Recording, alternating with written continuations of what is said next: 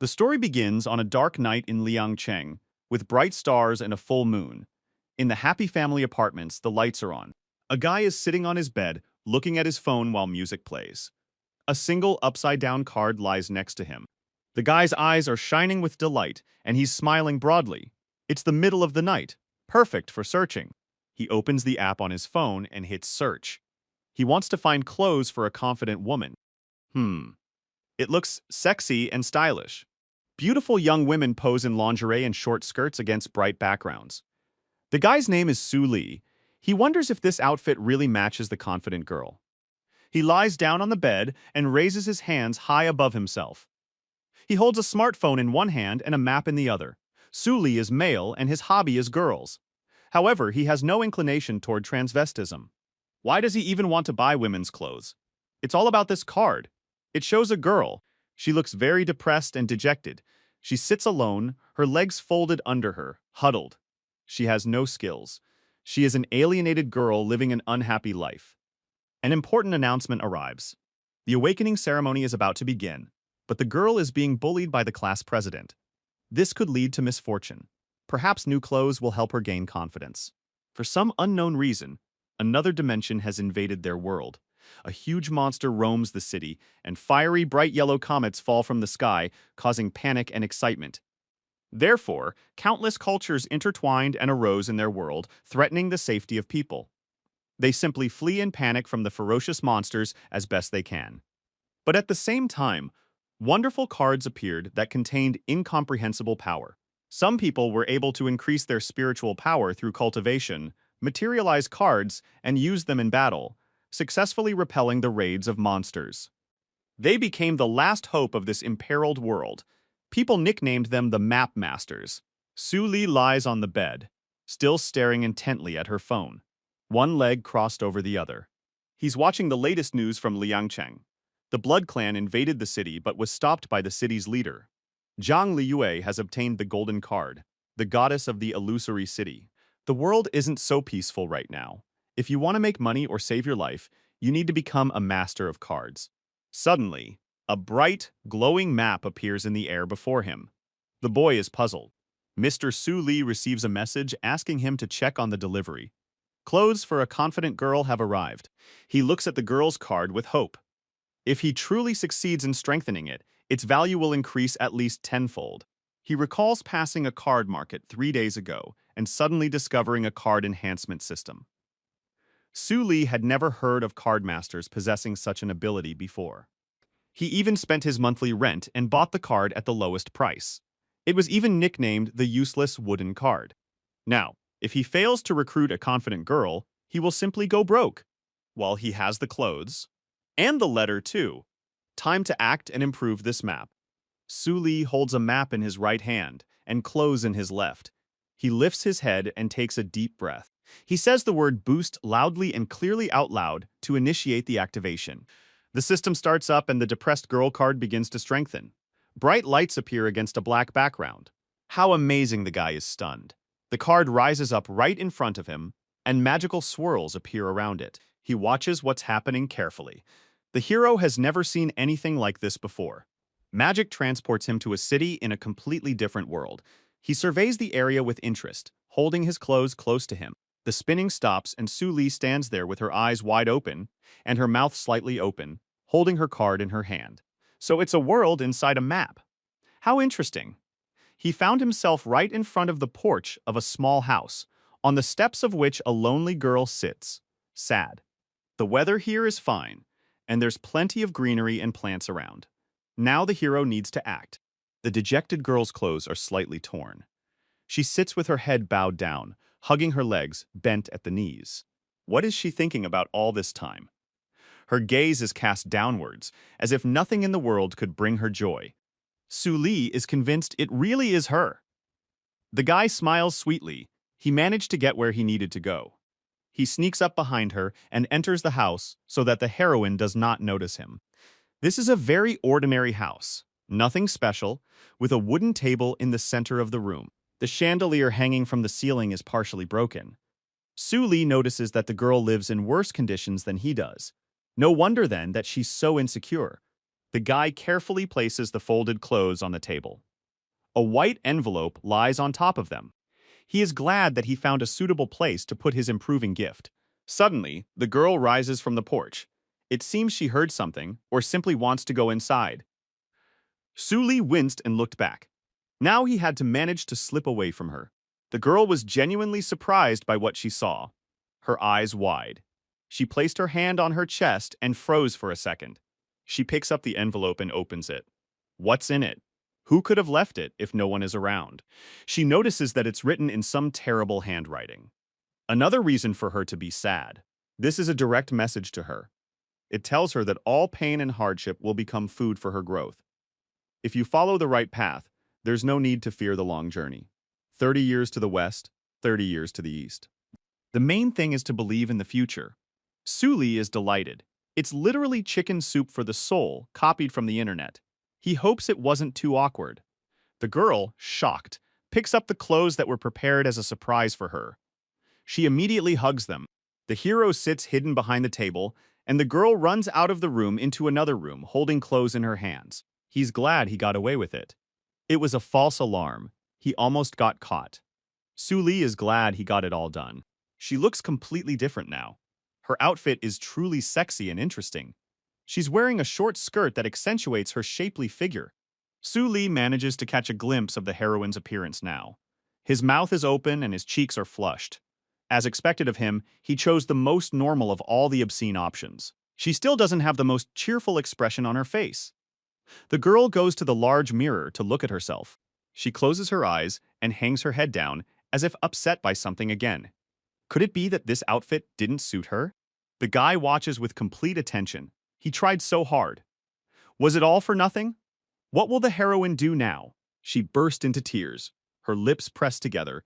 She thanked him out loud. She was truly touched, as she hadn't received such treatment in a long time. The hero is interested in watching all this from behind. He's glad his efforts were appreciated. The dejected girl wipes tears from her face. Suli looks at the map with regret, wondering what to do next. It's a truly touching moment. He also has a touched look. They are somewhat similar. He, too, would appreciate such a kind gesture in his direction. Although the guy doesn't know if the world inside the map is actually real, he still hopes that he was able to help his heroine. The grateful girl hid the expensive clothes in her drawer and never wore them again. Afterward, at her awakening ceremony a few days later, the class representative who had been bullying her only awakened a G-rank skill.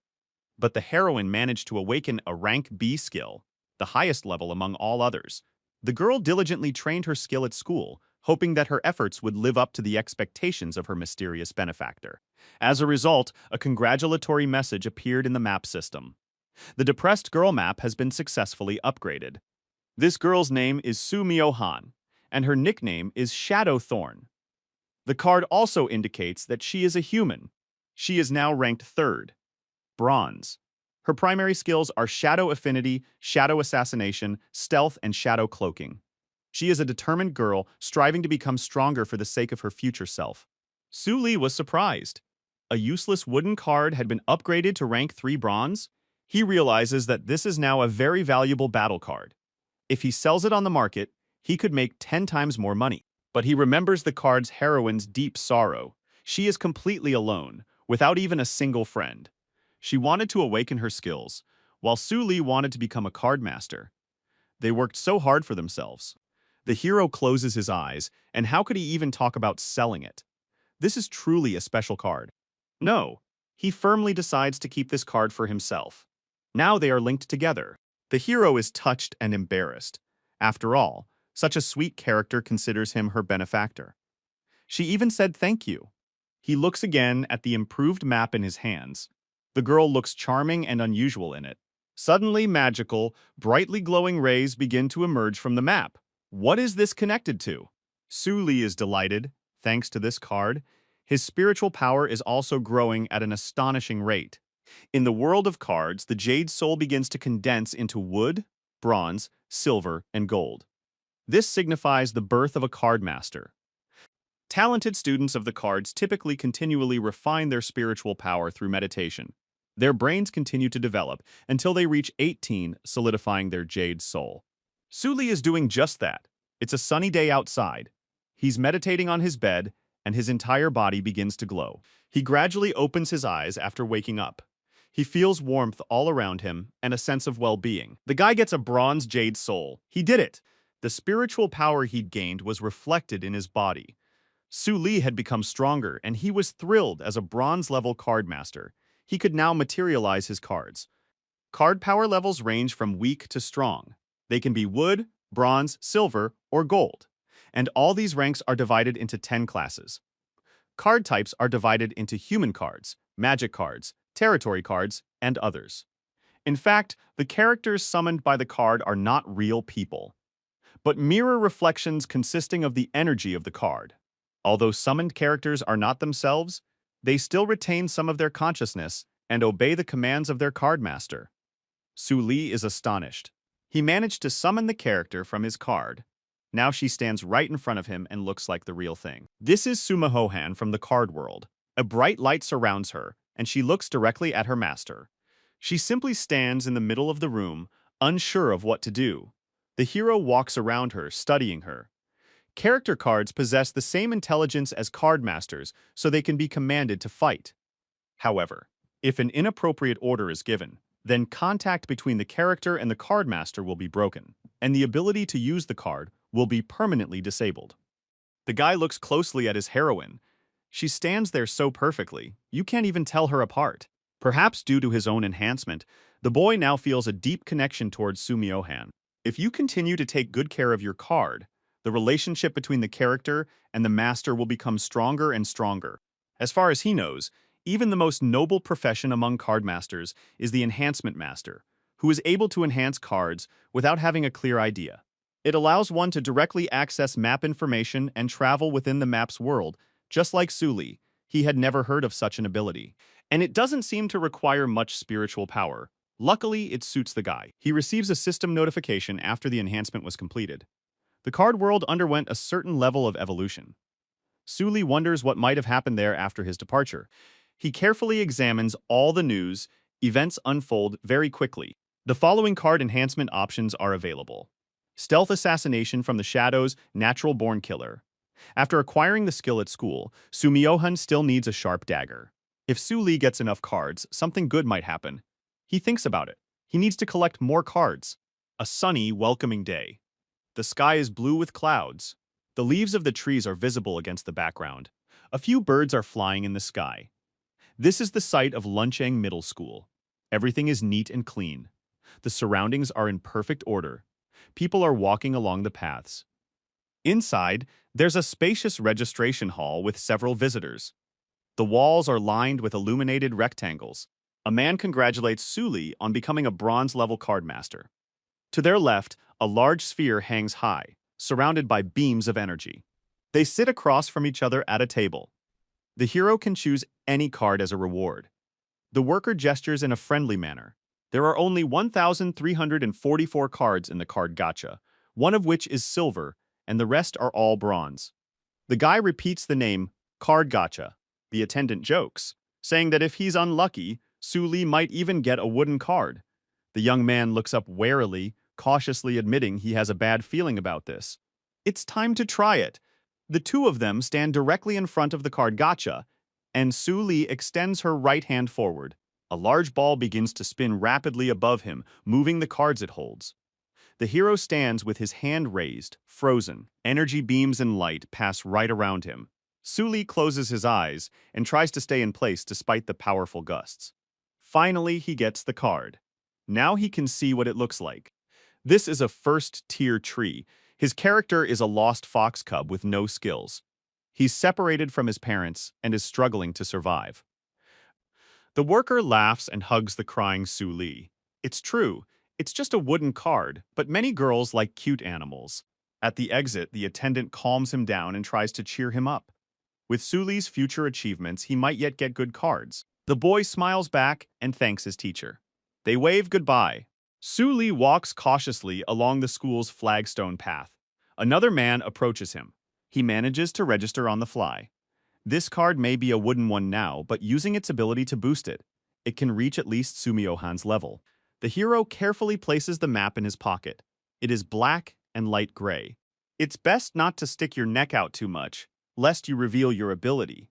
He's in a good, cheerful mood. Suddenly, at that moment, someone shouted loudly at him to stop. Su Li jumped in surprise. He looks around and recognizes Zhou Qing. What an unexpected meeting. The acquaintance grinned slyly and looked appraisingly at Su Li. The young hero had truly surprised him, becoming a master of cards at the age of 18. They stand facing each other, but at a considerable distance. The boy replies menacingly that this has nothing to do with Zhou Qing, but the acquaintance insists he won't be dismissed that easily. He laughs, of course it concerns him. He reminds Su Li of his words about people picking up trash throughout their lives. Even if they become card masters, they'll only have trash cards. Su Li glares back. How interesting this is. Now that they've both become card masters, it's time to test his prophecy, and as payment for the card master battle, the winner takes the loser's card. Or did Su Li chicken out? Zhou Qing sarcastically takes out his beautiful green card and laughs insolently. The hero pauses for a moment. He must quickly decide how to handle such a challenge. But masters don't live the most peaceful lives. The true reason for the creation of the Cardmaster Academy is to train fighters for the battle against another dimension. Moreover, the Academy even encourages battles between students. They both enter the Cardmaster's training grounds. Even without mentioning Su Li's dislike for Zhou Qing, he still wouldn't refuse a fight.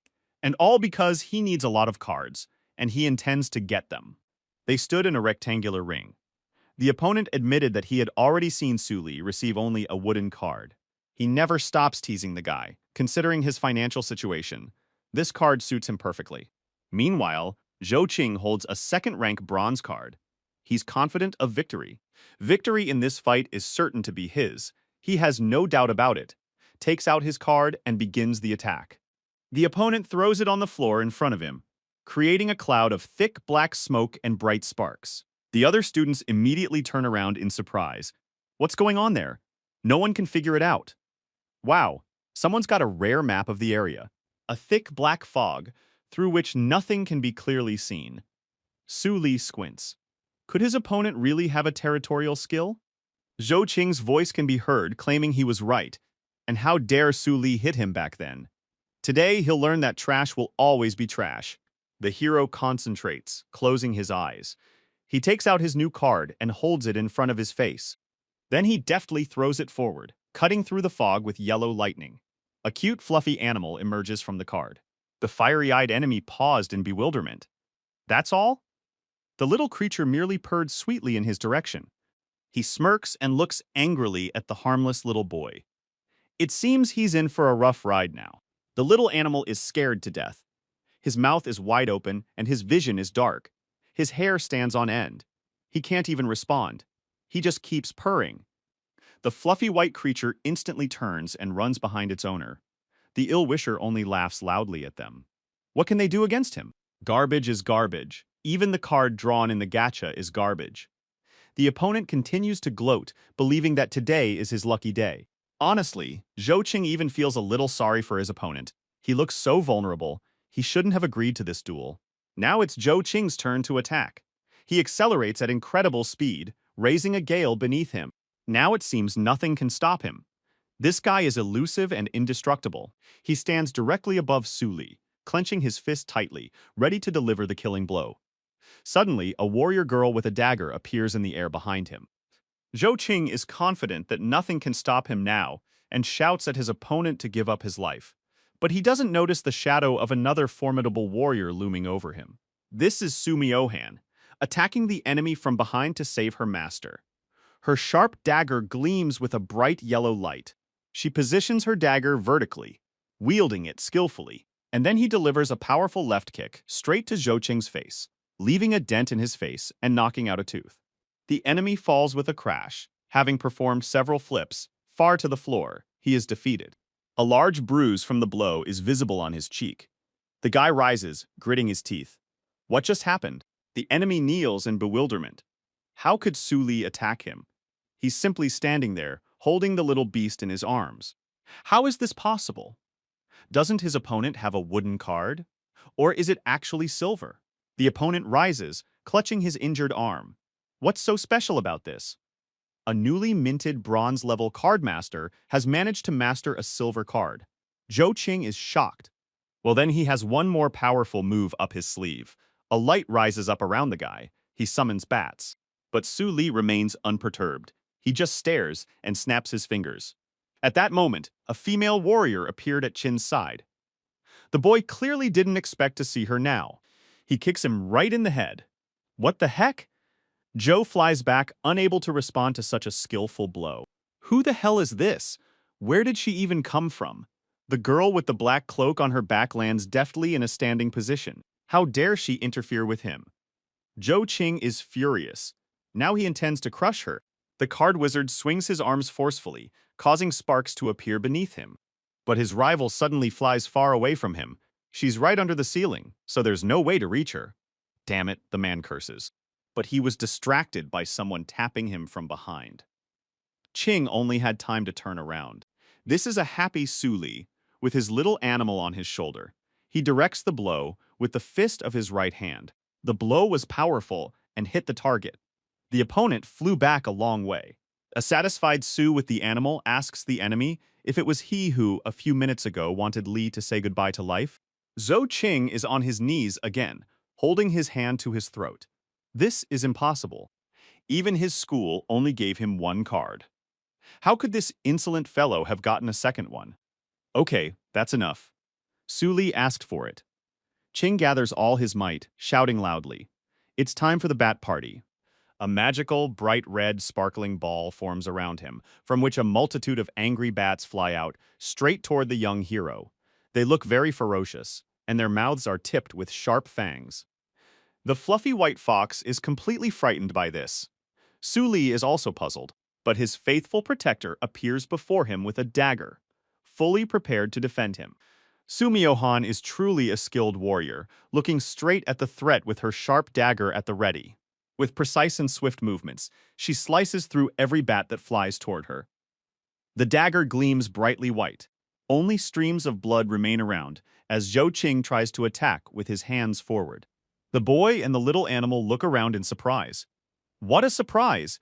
So much blood in front of them, but no more enemies. Qing can't get over it, his bat party.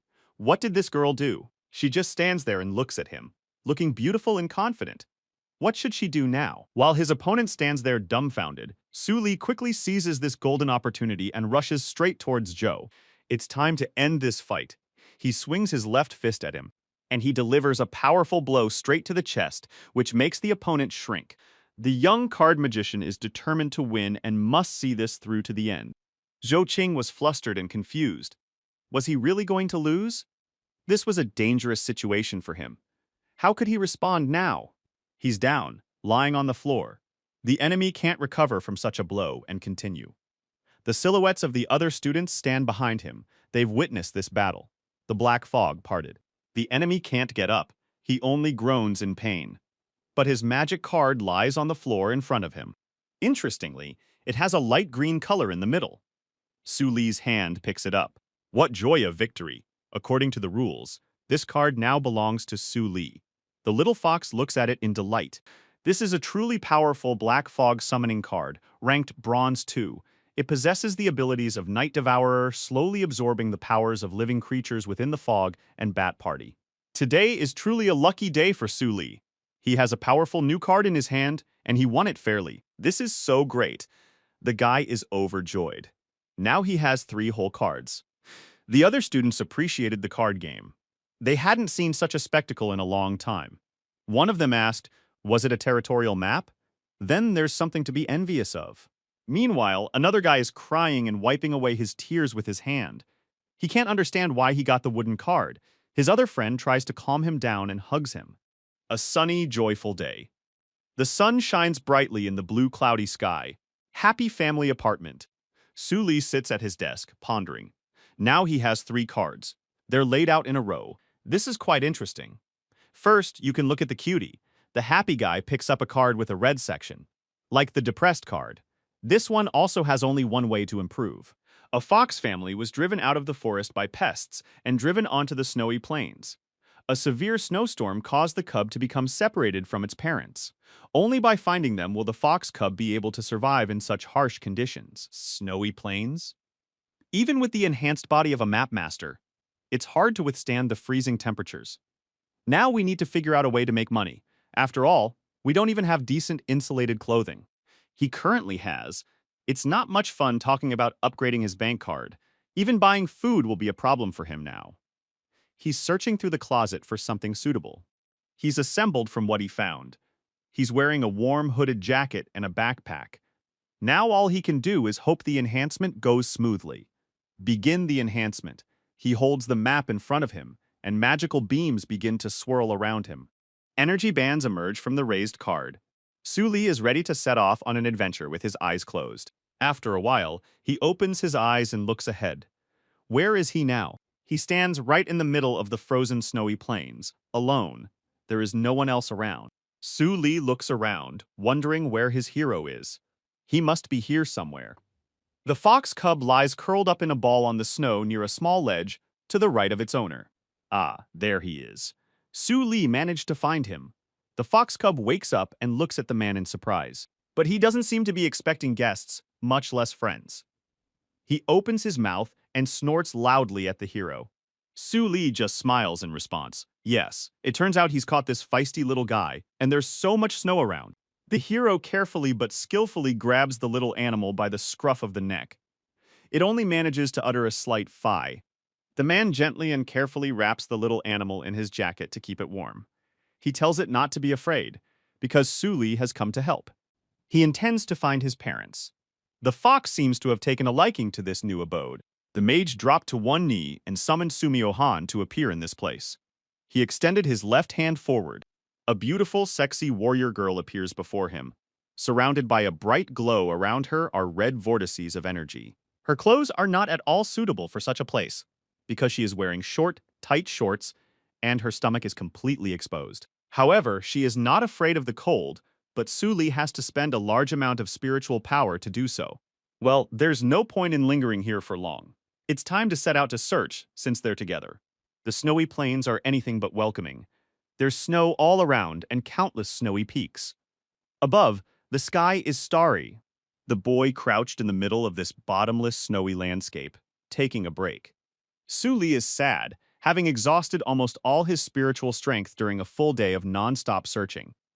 He only keeps the baby warm near him, and the food that he brought with him was eaten by Lakomka, who was warming herself contentedly near his chest. Well, it looks like the hero will have to return empty-handed. He apologizes to Little Fox for not being able to help him find his parents. His heroine, Sumio-han, runs up to the exhausted and sad boy. She's all aglow. The wizard was inspired by the sight of her. Had she really found her? Would they be able to complete the task today? The sweet girl helpfully points to the side.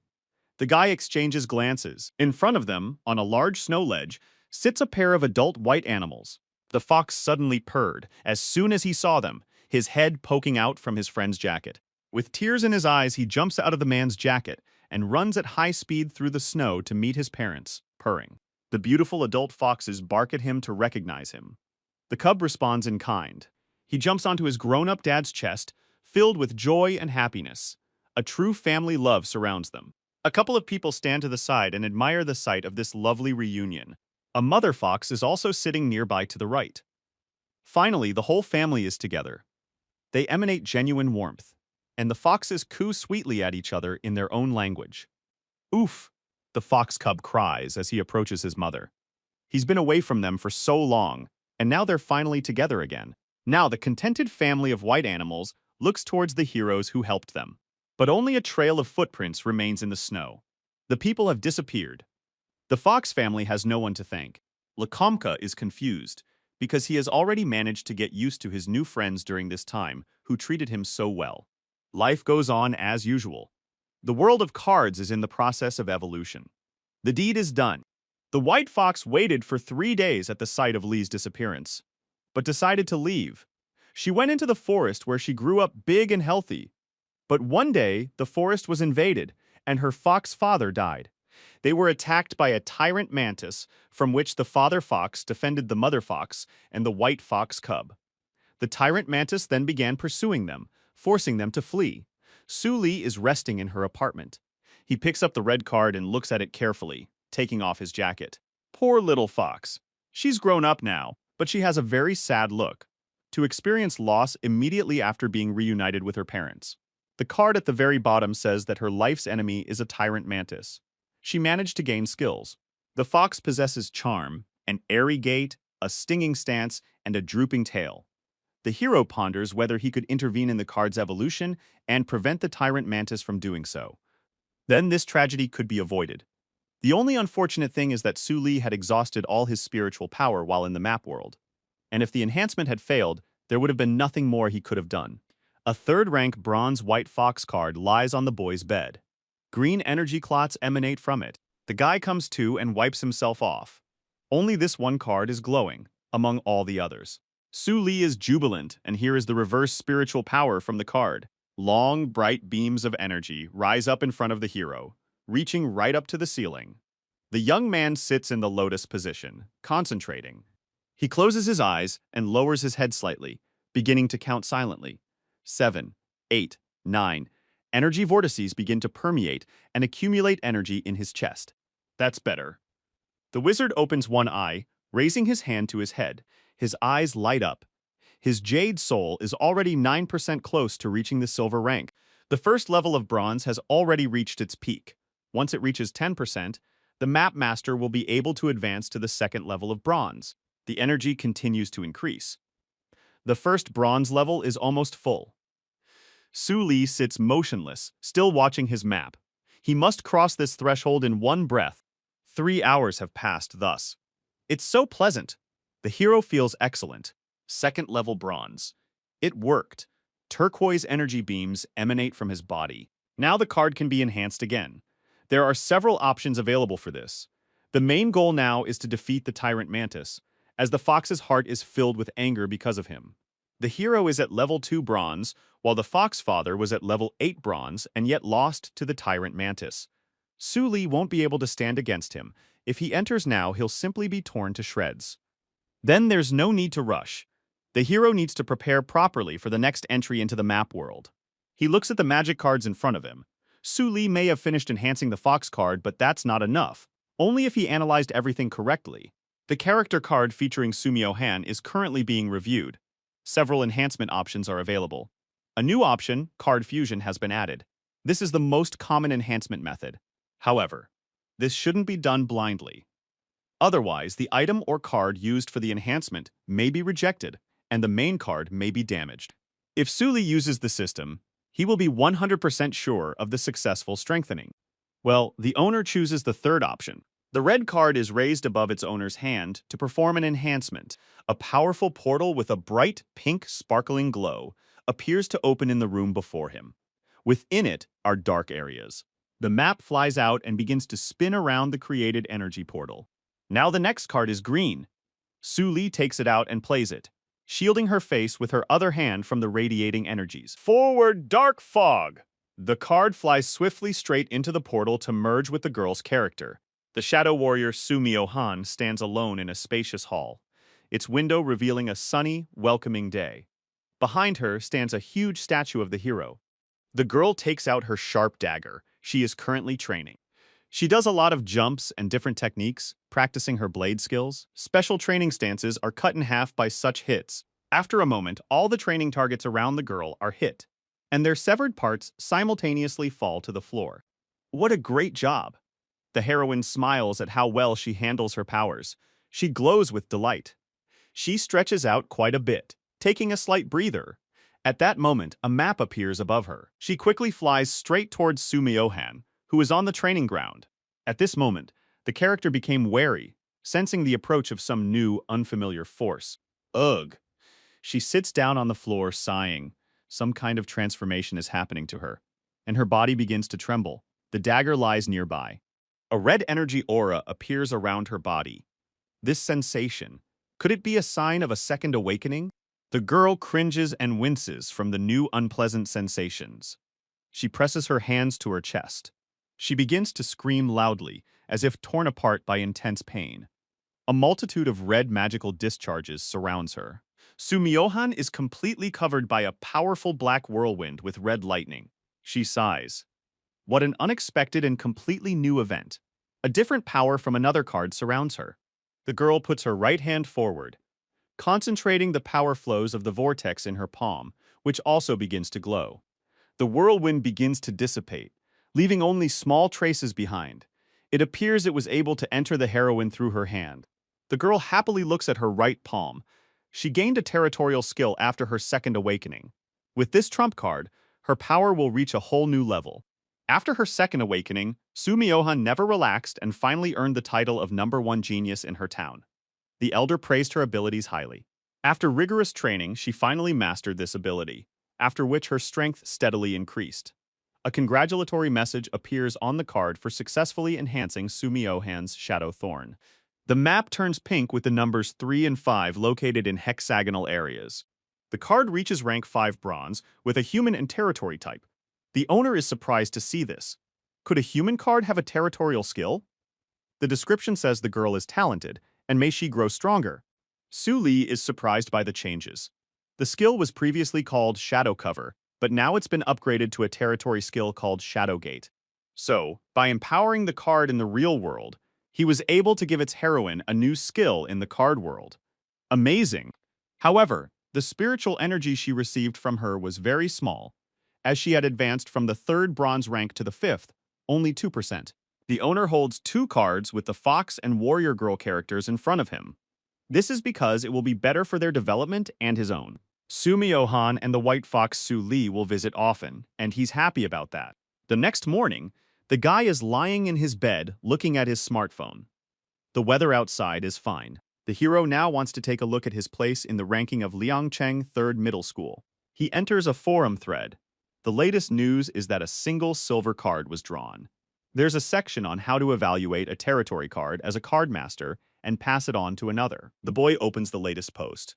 It seems there's been a buzz, and students have left numerous enthusiastic comments under the thread, mocking the card's previous owner. At the bottom of the page, a commentary by Zhou Nianqing also appears. Is this Zhou Qing himself? Meanwhile, red-haired Zhou Qing lies in bed, also holding a smartphone. He's reading a post and sneezes loudly, loud enough for the whole room to hear. Damn orphan Su Li, curses the defeated disciple with a bandaged head.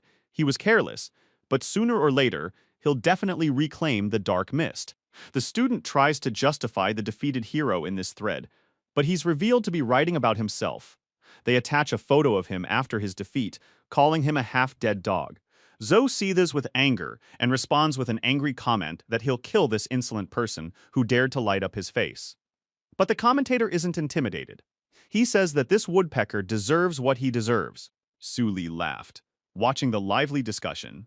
And here comes Zhou Qing's forum friend. He decides to write as well and types an anonymous post on his smartphone. Zhou Qing, lying in his hospital bed, looks questioningly at the development of the discussion in the new thread. An anonymous user left the last comment. The dark fog map was quite helpful, and they thanked me. Zhou Qing becomes truly furious and squeezes his smartphone in half with a cracking sound. Su Li will pay for this? But the hero only laughs in response. Zhou Qing can vent his anger on the forum, but the question remains, will he be able to reach the top 3 rankings? To encourage competition among card masters, 3rd Middle School created a ranking system for spiritual power users that is updated daily. At the end of the month, the top 3 card masters can receive a new card as a reward in the card removal hall. Su Li presses the ranking button. The inspired hero hadn't even dared to think about getting into the rankings before, but now he must do everything possible to get into the top 3. He needs cards, and the more the better. Of course, Jiang Mingyue is still at the top, with his 5th bronze rank. Jiang Mingyue and Jiang Liyue are the beautiful sisters of the Jiang Company. The elder sister, Jiang Liyue, recently earned a gold card, while the younger sister tops the rankings at Liangcheng 3rd High School. Su Li is clearly no match for her with his 2nd place bronze medal, but with the system, he'll definitely be able to secure a spot in the top 3. After some time, a beautiful and modern library of map masters on which bright rays of sunlight fall. A guy sits alone at a table, reading a book. There's no one else around except for a worker in the back. If he continues to use the system to enhance his cards, sooner or later others will become suspicious of his rapid growth. At the very least for now, the hero needs to improve his knowledge of enhancement masters. While the card master is busy reading a book, a radiant girl in a dress walks past him with a book in her hand. Su Li is distracted by her mouth hanging open. The girl looks neat and has a good figure. The student recognizes her. After all, it's Zhang Minyue herself. What a meeting. She turns inquiringly towards him. She is beautiful with long hair and clear eyes, like a bright flower in a bouquet. Zhang Mingyue? Yes, that's her? The young woman has beautiful breasts and tight clothes. The boy introduces himself sheepishly. He's also a card master from the third high school. But the girl simply replies that she understands. Su Li remains standing there, lost in thought, while the student sits down across the desk from him. The guy was agitated, but still perplexed. She turned out to be so cold. Okay, the student wouldn't have been able to talk to her normally anyway. Better to continue reading the book Amplifier Theory. A card can be born in 4 ways. Naturally, through the environment, through alien battles, and through the creation of a card master. Naturally, the higher the rank of a card, the rarer it is. High-ranking cards are always in short supply. The ranks include wood, bronze, silver, gold, platinum, crystal, and legend. That's why there are amplifiers that can create new high-ranking cards. Furthermore, the Black Fog Territory card type is extremely rare, and finding higher-ranked versions is incredibly difficult. Strengthening it is the best choice, not to mention character cards. They coexist with their own territory, like Sumiohan. They are rare among the rare and have extremely high growth potential. Are they worth strengthening? Definitely. They need to pay attention to the character's personalities and enhancement abilities. However, information on such things is very vague, so an enhancer needs more than just a strong talent for perception, but also with super high analytical skills to make the right choice when enhancing. Su Li discovers that other card enhancers don't see the pop-up system tips. Their understanding of the card world is also one-sided. The process of amplification occurs because of this metaphysics, which is why the profession of amplifier is considered noble among card masters. As long as you are a certified Card Master Alliance booster, your future will be bright. Su Li was lost in reverie, closing his eyes as he read. Listening to this, how wonderful it all sounded. Suddenly, 2 students in the library hear a ringing sound. Dialing. Master Su Li is distracted by his smartphone. A notification has arrived. What happened? The Blood Clan has launched a small-scale invasion. The threat has already been eliminated. The school has taken control of the Blood Clan-infested land, and the map masters can move freely through it. Su Li is surprised. The school just sent out a notification about an intrusion from another dimension. Yes, Jiang Minyue received that notification too. The guy asks if the girl is going to go to the contaminated land now. The card master nods approvingly, closing his eyes. Of course. At that moment, she turns and leaves the library. Su Li currently holds a 2nd rank bronze level and 2 cards, a 5th rank bronze level and a 3rd rank bronze level. That might not be comparable to Jiang Mingyue's girl. But this should be enough to travel to the school's contaminated land. If the interdimensional invaders fail, their power will be assimilated into their world, and they will become maps. This is an advantage for students and teachers of the 3rd school. In other words, it's a chance to get a new card. Later, outside the contaminated land, there are police cars, a bus, and a crowd of people. Yan Mo, principal of Liancheng 3rd Middle School, stands at the entrance, keeping track of the map masters. Low-level masters are not allowed to delve deep. The card master who draws the closed door is not permitted entry. Before entering the contaminated land of Yan Mo, a check and registration are required. Jiang Minyue approaches the director, who immediately recognizes her. She can come in. The remaining masters are surprised. Won't they check her because she is a celebrity? Jiang Minyue skillfully pulls out his map. Looking at it, everything becomes clear without words. Bright turquoise energy rays begin to emanate from the magic card in the girl's hand. A dazzling white horse with sharp horns appears, with a powerful knight in full armor perched atop it. He holds Jiang Mingyue in his strong arms before him. They immediately go straight to the contaminated land to carry out a cleanup there. Mount is a rideable pet. The remaining masters stare after them in amazement, their mouths wide open. My God, it's Mount's silver card. What's so surprising about that? Asks the director. Su Li scratched the back of his head, smiling. As expected of the number 1 ranked player, such power requires no verification. Director Yan Mo recognizes Su Li and examines him carefully. The boy intends to deepen his knowledge of the world, so he won't delve too deeply. The director is experienced. He looks away, seeming to notice something lurking. Hiding behind the tree is the shadow character Su Mio-han in his black cloak. Okay, Su Li can come in. The cardmaster thanks her. Wow, the director saw Su Mio-han through her invisibility. Is the gap in strength really that big? The hero enters the contaminated land. Yan Mo remains where he is and shouts for the next one to come forward. One of the disciples recognizes the master and points at him. After all, he was the one who won the card. Another student isn't so thrilled. So what if there are more maps? Polluted lands, black forest. The trees here have red eyes, and they look truly sinister, as if they're about to devour lost travelers. A girl in a long dress stands deep in the black forest, her head raised up. She smiles, but she doesn't seem like she's the welcoming friend in this place. Long, thin, thorny tree branches twine around her. She has a strange appearance. The girl raises her hand to her face, her mouth slightly open and her tongue sticking out.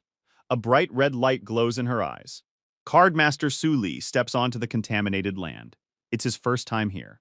The background is thick with vegetation, the contaminated land of the Blood Clan. It's cold and depressing. Only birds fly in the sky. This is not the first time this clan has invaded. The exploits of the legendary Cardmaster, who defeated the vampire ancestor 40 years ago, are recorded in textbooks. Detailed information about common alien maps can be found here. This place gradually sucks the blood from the body until it drains it dry. You can't stay here for long. You need to act quickly. Blood is being sucked upward from the hero's raised left arm. In this inhospitable, mysterious place, something begins to move in the distance behind the dense foliage. A huge tree with red vampire eyes and long arms appears behind the hero. It screams loudly, trying to grab Su Li. The student runs as fast as he can along the ground, but the enemy tree tries to get him. This is a willow with a human face. It waves its leafy branches to the sides. The young man was lucky he'd read about her earlier in the book. Her weakness was quite obvious, and this is her face. Su Li has a keen eye and is good at navigating different situations. He brings out his fox character, who quickly attacks the tree, leaving behind yellow sparks. What can this small animal do to such a tall and spreading infected tree? But the fox is no longer the cub he once was. He has useful fighting skills. She uses an airy gait and deftly overcomes the entire obstacle of the willow, made up of many thin branches with leaves. The fox found itself in midair, directly in front of the vampire tree's face. Its voluminous tail began to glow. She activates a tail-striking skill that makes her tail sharp on all sides. A multitude of sharp needles, like yellow sparks, fly out of it, and the tree ends up cut in half. It's fallen, leaving only a stump covered in yellow needles in its place. The card owner looks on in amazement. Won't this tree ever go bald? That's weird. The guy is surprised. A map flies out of the rubble of a fallen tree. Beneath it are glowing beams of energy. The hero extends his left hand while the white treat is already sitting next to him. The card flies to its new owner. This is a bronze rank 2 willow card with a human face. Plant type. Skills available include Lament, Resurrection, and Vampirism. What a freak he is! The owner decides it would be better to sell it later and covers his mouth with his hand. There must be a territorial map in the Blood Clan's contaminated land. Even if you were to stack all the maps in this forest, they wouldn't be as valuable as the territorial map. But Su Li realizes his chances of getting her are pretty slim. Who knows how many powerful cardmasters there are here, excluding Jiang Minyue. The boy looks around in this forest. Is something approaching again? Right in front of him, black beasts resembling wolves appear, followed by a cardmaster on a huge white tiger with a blaster in his hand. She's aiming straight at them. The girl looks very cheerful and attractive, and her gun is pink. Shots, in the form of bright beams of light, pass through animals with red eyes, killing them. The guy and his little animal stand frozen and stare in amazement at the picture that suddenly appeared before them. This team is perplexed, and the girl on the big tiger is earning herself several cards at once. She handled them easily, her experience and professionalism evident. She paused for a minute or two and turned around. In her left hand, she held a folded black whip. Then she turns abruptly and runs off again, somewhere deep into the forest. leaving only the wind in her wake. Su Li becomes envious. Not only Jiang, but Bai Fumei too has a mount. He looks down at his little fox and tells him it'll be awkward to ride him. The little fox is wary, Q. The guy, closing his eyes, decides to buy himself a mount card as soon as he has the money for it. Su Li continues her journey through these ominous lands with her white fluffy companion. The deeper he goes, the harder it becomes to walk, and you can't take a single step normally. From behind them, long black tentacles appear, surrounded by a red aura. They reach straight toward the two friends. The young man senses something amiss behind him. He turns around suspiciously. He is hit by sharp blows from long, sharp thorns that plunge into the ground around him like arrows. Someone in well-groomed purple high heels approaches them gracefully.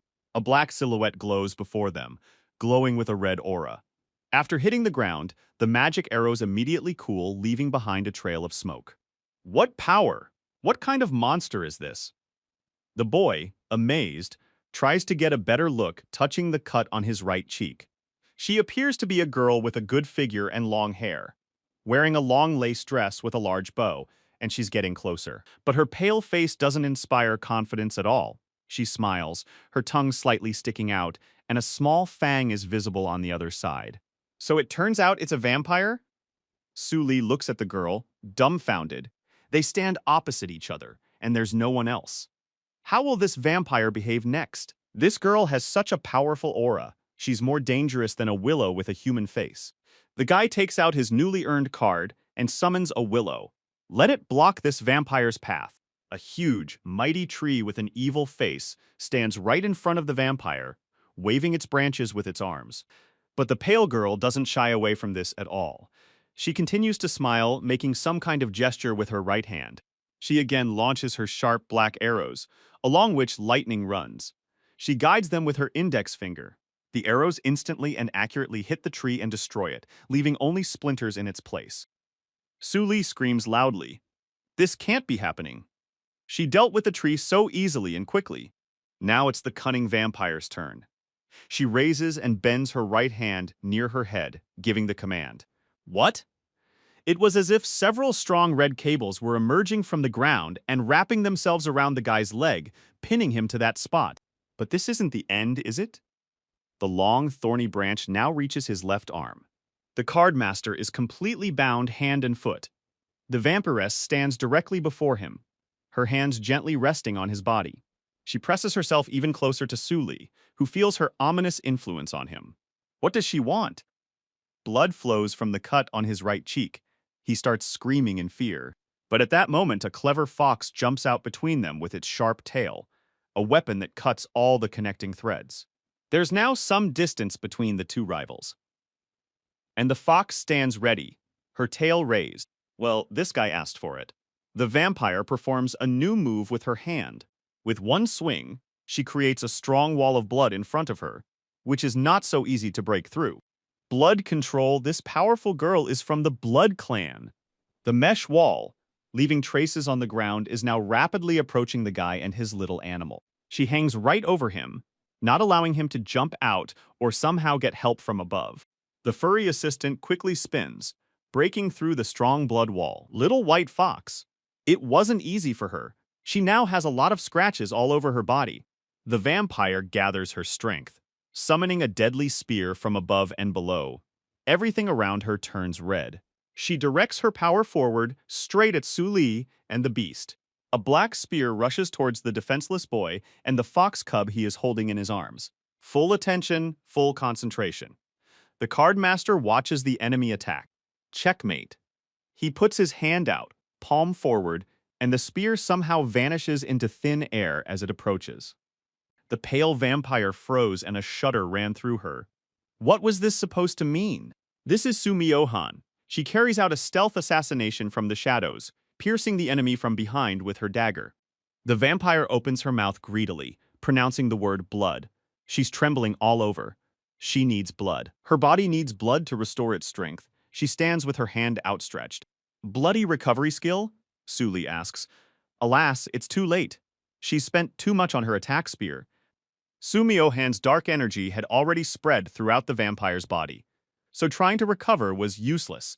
The girl smiles and begins to glow with a bright blue aura. Bright red petals seem to float around her. The hero doesn't understand what that expression is. It's so strange and unusual on her part. The girl falls to the floor as if turning into a semi-transparent spirit, from which energy and red embers emerge. The boy with the fox cub on his shoulder stretches his hand forward. He's earned a new card. This is a signature card with rank 5 bronze, Vampire Grandis, human type. Skills include blood control, procreation, blood transformation, and blood berserker. How fascinating. The second skill, blood transformation, means using your own blood to restore vitality. The fourth skill, blood berserker.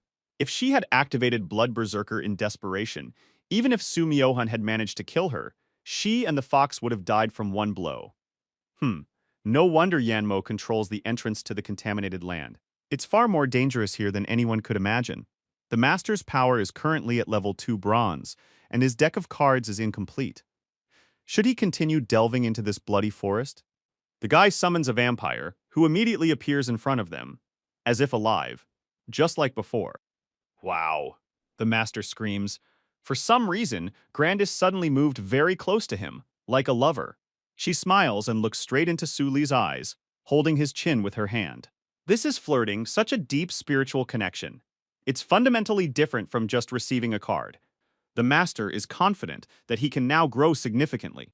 The young apprentice continues his journey through the contaminated land. With the help of the fox, he manages to earn 2 more willow cards with a human face. Vampire Grandis then uses her cleaving spear to kill the black blood wolf, acquiring another of its cards. Shadow Thorn Su Myohan stands on a tree branch and looks at the dilapidated buildings. She touches the tree trunk with one hand and brings the other to her ear, trying to establish a connection. Elsewhere in the area, the map master appears to have heard something and also brings his hand to his ear. Su Li is delighted. This is an exchange of visions with Su Myohan.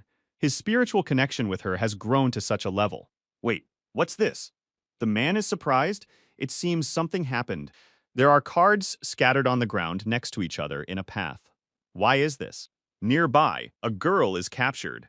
She's cramped, her knees bent, surrounded by sturdy branches and leaves.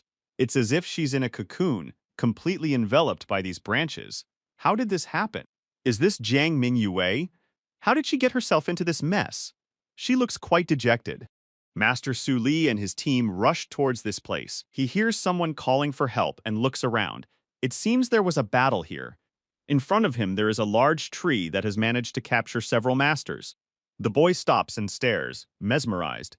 It's a royal willow with a human face. He sees traces of a major battle. So all these people were caught off guard. They're just hanging there, tied up, helpless. The tree emits a powerful, loud roar, the shock wave of which spreads around. A girl from his school is suffering damage to her armor cocoon. If they aren't saved, they could die. Su Myohan, Black Fog Realm, Su Li directs his character to attack. Next comes Grandis, the bloody berserker. A multitude of sharp swords and spinning spikes appear around her. And finally, the white fox, a prick. She also jumps onto the branch, ready for their battle. The royal willow with its human face is very powerful. It covers itself with its powerful branches for protection. A vampire with a bloody spear charges forward, accompanied by an area of black fog. She spins her spear with lightning speed, forming a sharp, flat, bloody circle ready to cut through everything in its path. Grandis jumps high and aims his sharp spear straight at Ava's face with her mouth open. Su Li, standing off to the side, gaped in amazement. "Sha!" she asked. Jiang Mingyue shouts at Grandis to be careful. This tree is very powerful, and the vampire is alone so close to it. Grandis remains suspended in the air, her arms and legs bound by the strong branches of the royal willow. The character can't do anything. These branches surround her everywhere, making her powerless. Damn, a trap! The guy curses, looking at what happened, gritting his teeth in anger. Meanwhile, Su Myohan skillfully makes cuts with her sharp blade. She frees several people from captivity and lands. The card master tells his Grandis to return. The saddened vampire comes to her senses. The level gap is too big. Then the rest can be left to Jiang Mingyue. The girl is now ready to return to battle. She picks up her purse and expertly holds several cards in her other hand. With just one card, she instantly invokes spiritual restoration by closing her eyes. After this, the master calls down a mighty hailstorm. It's wonderful to watch such a master in action. First, an ice crack is summoned, then a freeze. Jiang Mingyue and Su Li, along with their characters, find themselves stuck in thick ice. Then the ice spikes come into play. The girl skillfully handles all the cards at once. The tree is completely covered in ice, makes a loud roar, and is unable to move. Finally, there's a huge explosion, like the aftermath of a bomb. Jiang Mingyue turns her back to her opponent. It's done. She adjusts her hair. Su Li and Su Miohan stand behind them, stunned, their eyes wide. Sister, she's too fierce. How did they even catch her? The boy asks. Several other masters are still lying on the ice to the sides, and in the place of the tree, only large ice floes remain. The girl master gathers her cards. Just a coincidence. The weather's nice today. Would the girl like a snack? Su Li asks as she gathers her cards into her purse. Jiang Mingyue thanks him for saving her and hands him the map. The boy is surprised. This is a royal willow card with a human face, and it's a 7th rank bronze. What a surprise! It could sell for a very good profit. The guy remains, holding his earned card in his hand, and the girl has already disappeared. She just left, the card master says after him. But what should he do next? What should he do with the rest? A tree branch wraps around a girl lying weakened on thick ice. She turns around and opens one eye. What again? They are all captured again by another evil tree with a human face. They find themselves captive again. A loud scream is heard. A young card master screams loudly. Strong branches encircle her body, preventing her from breathing. A human-faced willow roars loudly. She immediately captures those nearby. The disciples are now hanging high above the ground, entangled in branches. Su Li looks back at them. We need to hurry. It'll be dark soon. The boy heads out of the contaminated land. Outside, there are still people, ambulances, and other vehicles. There's a lot of activity all around. The principal praises student Su Li and says he's done a great job. How nice to hear that. Meanwhile, paramedics are tending to the injured. Some are even carried away on stretchers. As a reward for saving people, Su Li can now go to the card master's tower and draw a random card. He thanks his teacher Yan.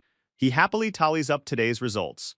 3 human-faced willow cards, 1 blood wolf, 1 royal human-faced willow, and 1 grandis. Excellent loot obtained today in the infected land. Grandis will now be the new main force, and some cards can be sold for money. And that's not even counting the possibility of getting a new card from the school. The embittered beauty glares at Su Li. She says she's not finished with him yet. Later that evening, the happy family is in the apartment. The lucky winner sits on his bed in his apartment. Nearly 10 cards in a row stand before him. Everyone says being a booster is extremely profitable, and Su Li really did get rich overnight. First, he'll look at these 3 freaks. I wonder what he can do with them. Several enhancement options are available. One of them is fusing with the vampire Grandis to gain new power. Wow, you want to merge with such a beauty? What a dream! Therefore, the card master decides to choose the second option, synthesizing one willow with another. In front of him, against the background of a white wall, a brightly glowing area with energy vortices appears. A new, enhanced single tree card flies out of it, glowing with a pink aura. Now before him is a royal willow with a human face, a bronze card of rank 7. Still, the guy did the right thing by fusing 3 willows, receiving such a boost. The boy lies down on the pillow to rest, closes his eyes, and thinks, enough buffs for today. It's too dangerous to delve into the world of bronze cards when he's only at rank 2. Fortunately, after this enhancement, his Silver Jade Soul reached 24 points. If he goes to the academy to update his achievements, he might be able to advance in the rankings. The guy looks at his smartphone screen and checks the current top rankings. Jiang Mingyue, as expected, is still firmly in first place, with Bai Moxue in second. So it's her. Su Li recognizes this girl. He met her in the Contaminated Lands, Liangcheng Academy Forum. The current post is discussing the new card goddess, Bai Moxue. It turns out she comes from a family of beast tamers. Su Li has a bad feeling about something. He clicks on the summary item about the Blood Clan in the Contaminated Land. A combat report from the Liangcheng Academy. It shows a photo of a laughing Su Li with Willow holding a defenseless Bai Moksui upside down. It then says that the newly minted master saved 3 people. Brother Ju Tan writes that he's challenging Su Li. After all, he owes a sincere apology to the goddess Bai Moksue. The boy laughs loudly. Even if teacher Yan Mo took them down, why publish them? There's a notification on the screen. This is a message from an unknown number. The person introduces himself as Bai Moksue. She wants to meet him. Bai Moksue? As expected of the eldest daughter of a family of beast tamers, she even managed to get the number of such an inconspicuous man as he. So what if she had money? Why shouldn't she beg him for a meeting? He decides not to date this girl. Suddenly, the door swings open loudly, revealing the head of an enraged woman. The woman holds her hands on her hips. Su Li hasn't paid his rent for 6 months. The woman's face takes on the expression of a bloodthirsty killer. She flexes her fists. The guy catches himself and asks her to wait. He'll definitely be back tomorrow, but the student was shown the door of the happy family apartment that same evening. 2 packed suitcases on wheels lay beside him. It's completely different outside than inside the apartment. It's cool there, and the wind is blowing. The river flows west for 30 years and east for 30 years. The boy thinks so. This means that everything can change. He's walking down the street. It looks like the master will have to sell his unwanted cards quickly. Funds are needed not only for card development, but also for basic necessities. To enhance Su Miohan's card, a sharp dagger is required. An assistant would also be helpful. Grandis, a vampire, was turned by Baron Carlos, a nobleman. She is extremely unstable. So the vampire needs help finding herself. A graceful umbrella would also be a good choice for protection from the sun's rays. The next sunny day, Su Li stands in front of the KDD building. A worker in a business suit greets him in the spacious lobby. Welcome to KDD. How can she help him? A guy came here today to sell his cards. He shows them in his left hand. The worker politely and kindly tells the card master to wait a bit in the VIP guest room. She's young and charming. He sits down on the sofa and eats a piece of fruit. The TV is broadcasting the latest news. The Cardmasters Alliance has developed a correspondence detector based on an equation for the degree of connection between the cardmaster and the cards. The match detector has now gained commercial popularity. As a forerunner in the commercial card business, the KDD utilizes the most advanced technologies. Correspondence? What is this news anchor talking about? Indeed, whether it's Grandis or another card, they can be used as soon as they're acquired. All his characters' affection levels are almost at maximum. Su Li wondered how well he fits them. The worker appears before him and apologizes for the wait. The final grade for his royal willows with human faces is ready. They'll buy each one for 200,000 yuan, and the platform will also provide 10,000 yuan in compensation. Does he agree to this? The guy is simply stunned by this. The apple falls out of his hand. So many?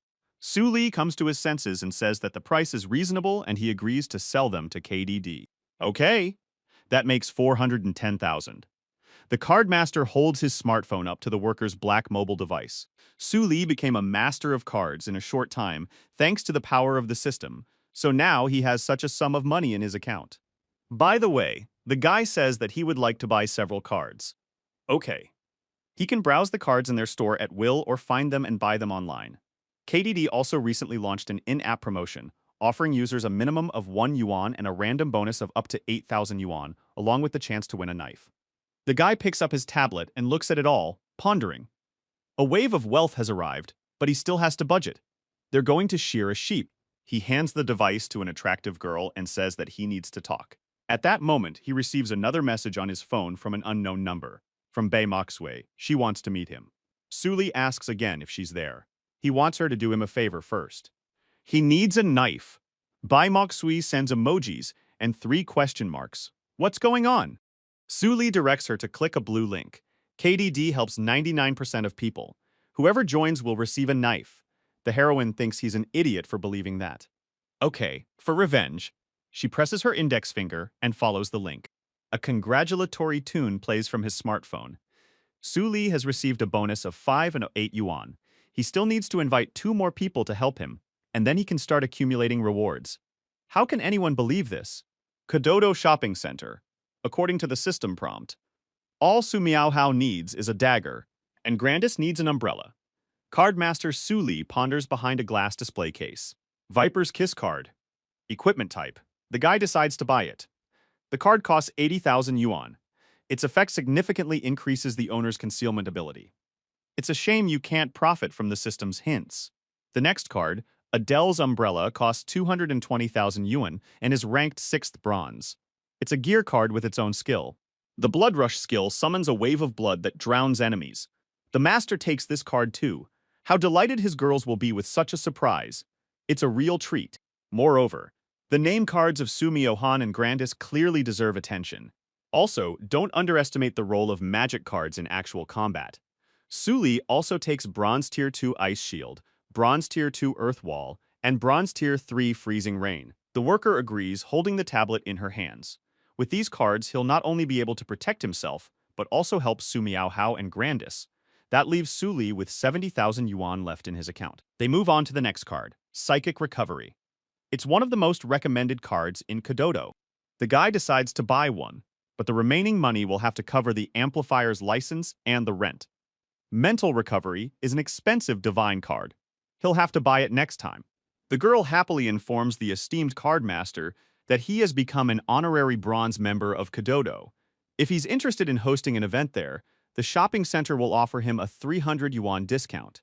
But the guy stops her. That's enough for today. If he doesn't need anything else, the employee will pack his groceries. By the way, Su Li remembers. Do they have a match detector here? They go to the Kododo Customer Service Center. In the past, card specialists roughly divided the matching process into 4 stages. Now the measurement is very precise. There's a reminder on the board that the cards are partners, so please handle them with care. The first stage is not used. Its correspondence level ranges from 0 to 9. The second one is almost never used. Its degree is from 10 to 39.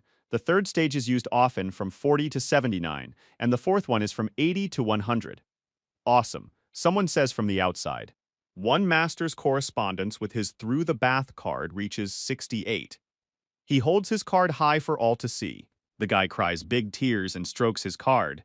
Diligence pays off. Su Li stops in bewilderment. And he's here too? This boy? A young man leaves the compliance department with his friend. Su Li, meanwhile, covers his face with a bag to avoid recognition. He's very motivated. On the Academy forum, he writes all about his career with the see-through toilet. People even nicknamed him Brother See-Through Toilet online. Su Li didn't expect to meet him here. Here's the compliance center. A young man and his employee are standing right in front of it. Su Li sits down at the modern device. He asks the employee if he can check it himself. Of course, if he needs help, he's welcome to ask. The guy inserts his cards in front of him into special holes in the measuring device. Then he puts special virtual reality glasses on his head.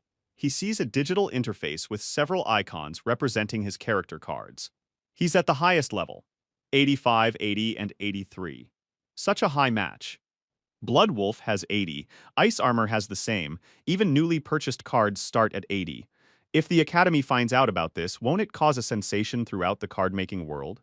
Perhaps the match is so high because of its mysterious system. To keep this from being exposed, Su Li needs to obtain an amplifier ID as soon as possible to conceal this ability. The hero exits the Correspondence Dimension Center. A little later that same sunny, beautiful day at the Map Masters Alliance. The place looks official and presentable. Su Li introduces himself at the reception desk. He's from Liangcheng Academy. He's here to obtain a card enhancer license.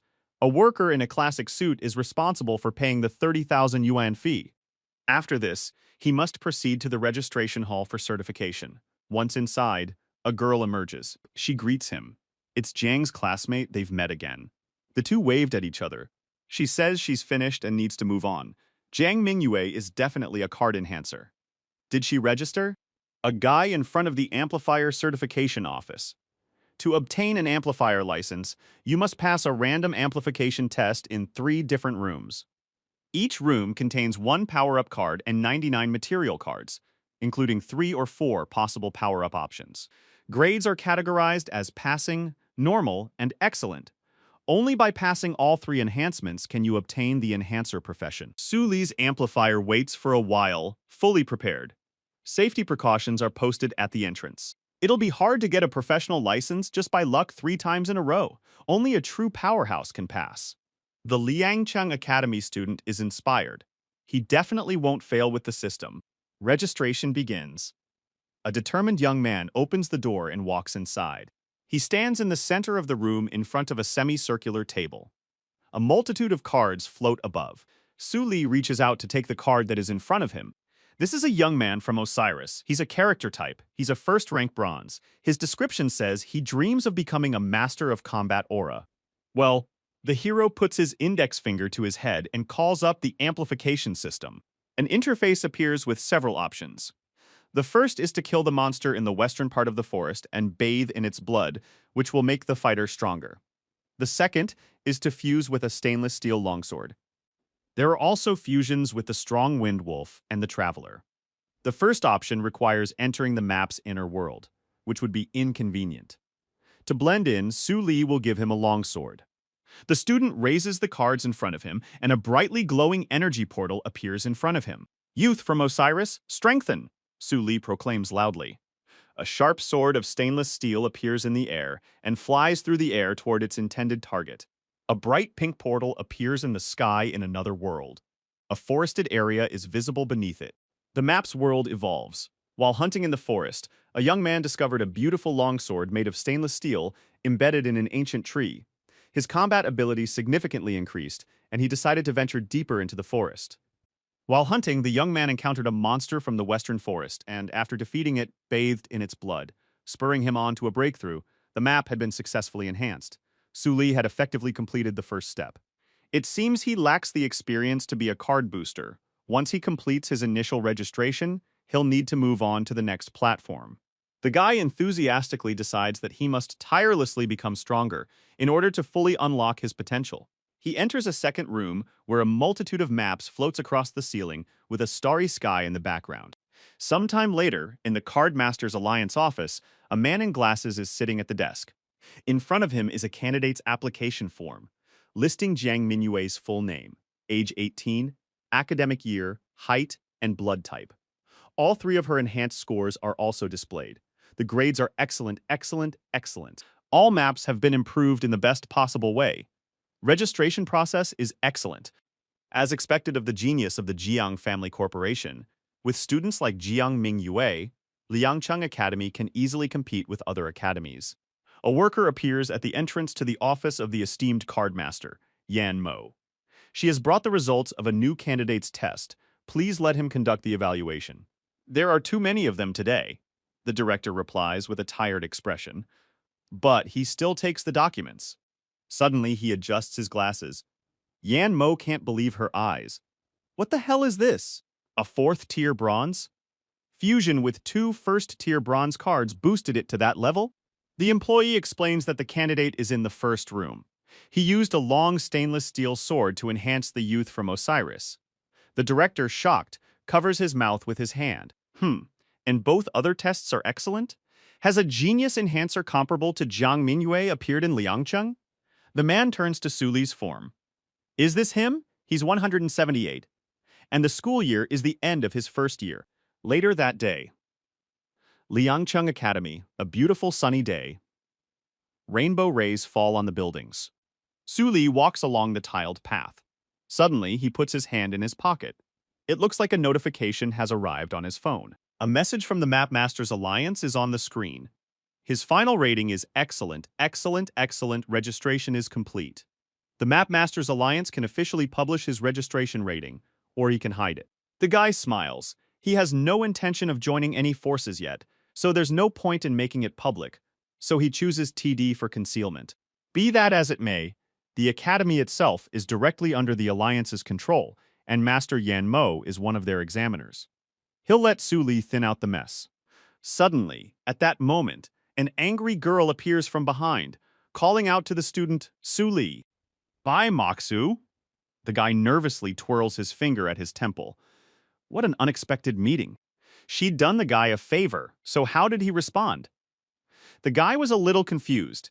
He'd been registering for the amplifier, so he hadn't noticed the message. But in her right hand, the girl Bai Moxue begins to skillfully twirl her pink blaster. She grabs him by the clothes with one hand and puts the gun to his forehead with the other. Does he really think he can deceive her so easily? Su Li raises her hands in bewilderment. He's denying it, telling her not to get so worked up. He's her savior. Is this how she treats her benefactors? But the offended girl crosses her arms and looks away. Su Li may have helped her, but that doesn't mean he can shame her. The student replies that it wasn't him. He didn't mean to. He only has 2 hands and no tool cards. How could he possibly bring down so many people? 2 people stand opposite each other, sorting things out. The girl holds a card in her right hand, thinking, but because of this incident, Bai Moksui's standing has plummeted, and she's disgraced herself in front of her family. She must wash away this shame. Okay, Su Li agrees, closing her eyes and crossing her arms. And what does she propose? This card will be a thank you to the guy. And Bai Maksui wants to challenge Su Li. She proposes a public fight in 3 days at the training ground.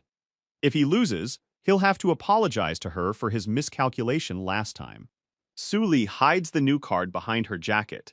Fine, but if she loses, she shouldn't come near him again. The girl becomes truly furious, pointing her fist at him. Su Li, let him speak frankly. Who's bothering him here?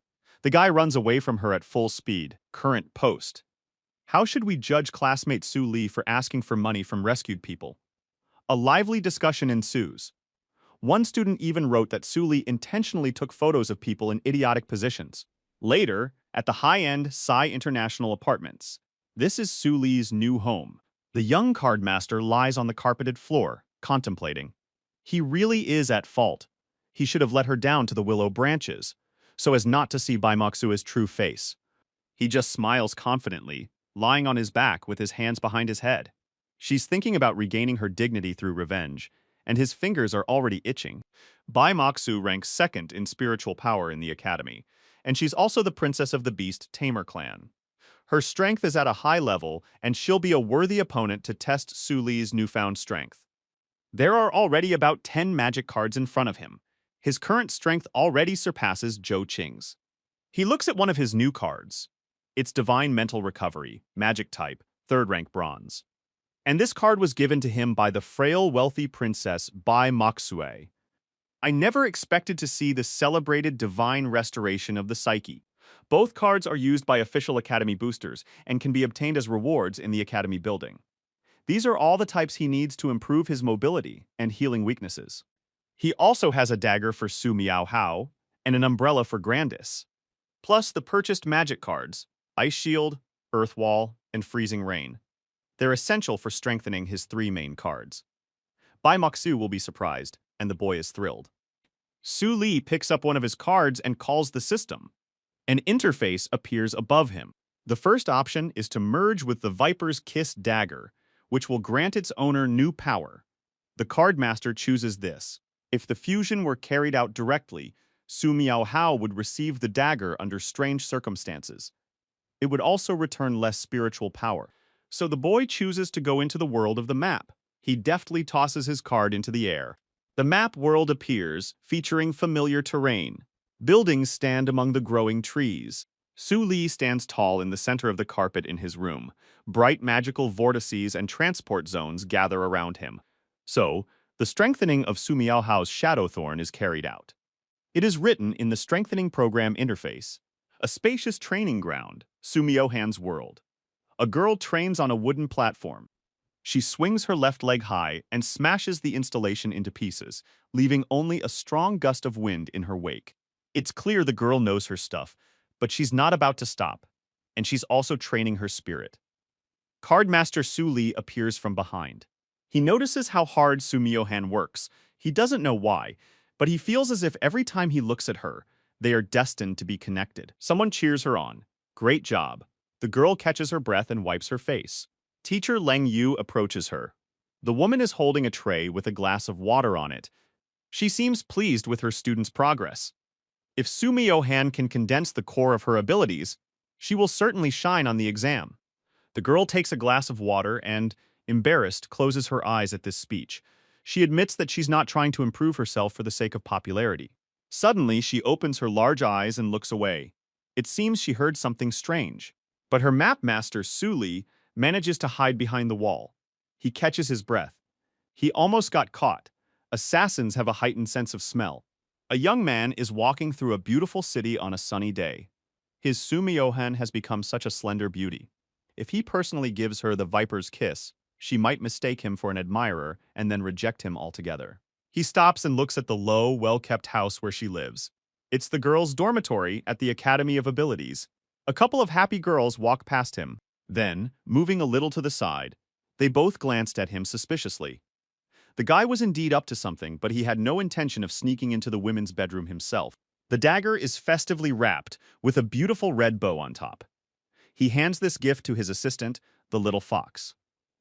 Let Xiaobai help him carry it to Sumio Han's bedroom.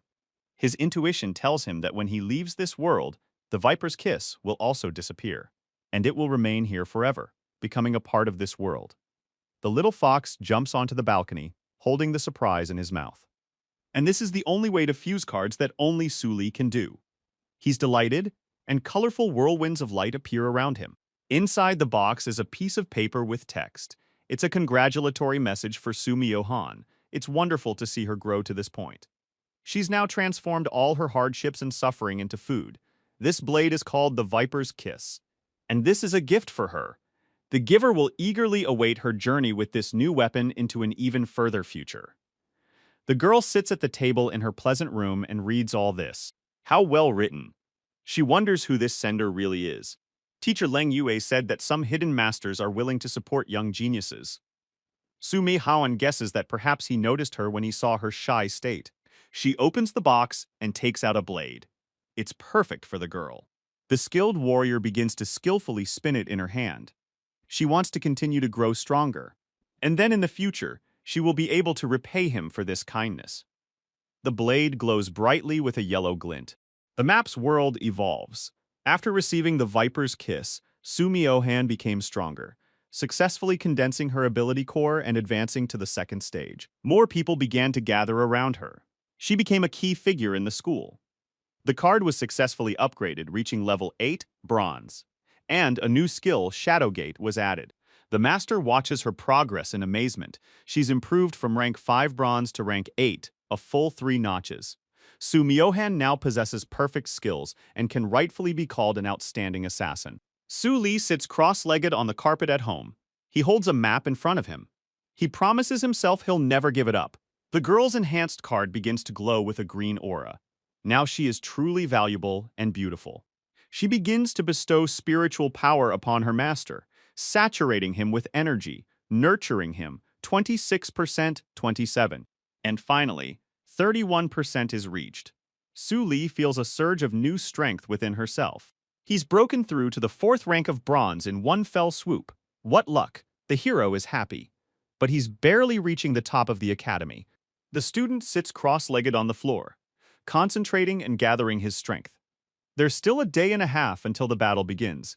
It seems the higher the card's rank, the greater the time to real-world connection. The guy, inspired, decides to continue strengthening the cards and increasing their power. Grandis has a fairly high rank, plus the madness mentioned in her description, so don't rush into her world just yet. The joyful card master stands up to his full height in the middle of the room. He walks toward the fox. Colorful whirlwinds swirl around him. The fox's world. It's cloudy there. A dense, tall forest surrounds. Birds fly in the sky. A fox cub and her mother fox are running next to each other along the road at high speed. The adult mother fox is injured. Bruises are visible on her body.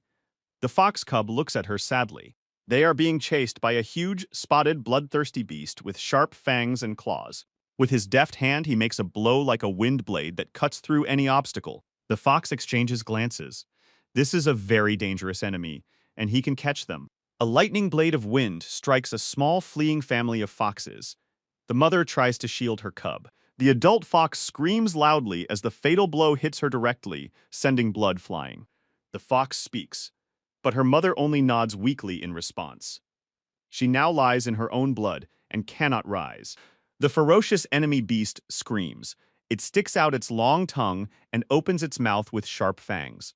Suddenly, a space appears, forming bloody spears, along which discharges sparkle. Powerful, sharp, bloody spears strike the humped beast directly. The impact is so powerful that stones begin to fly apart. A powerful blow carries the animal deep into the forest, leaving behind a deep trail of dust and dust. The trees sway. The fox cub watches and sits before her mother. And God said, "Be healed."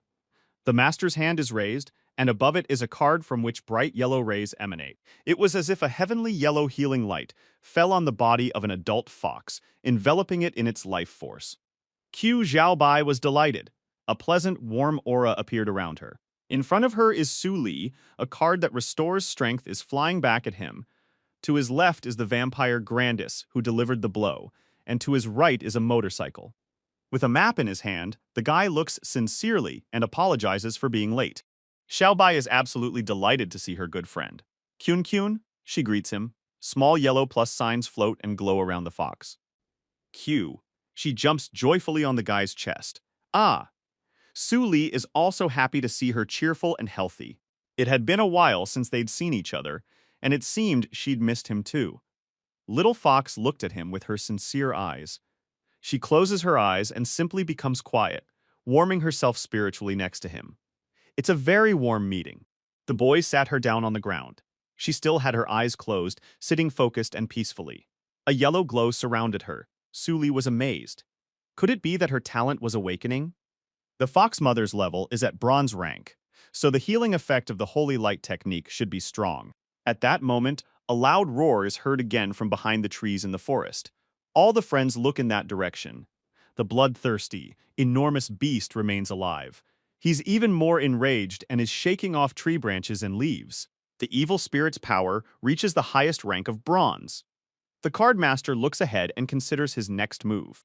The mother fox is in poor health, and the cub must not be disturbed. She is gathering strength to awaken her talent. Well, the vampire Grandis will have to join the fight. She will use her blood madness.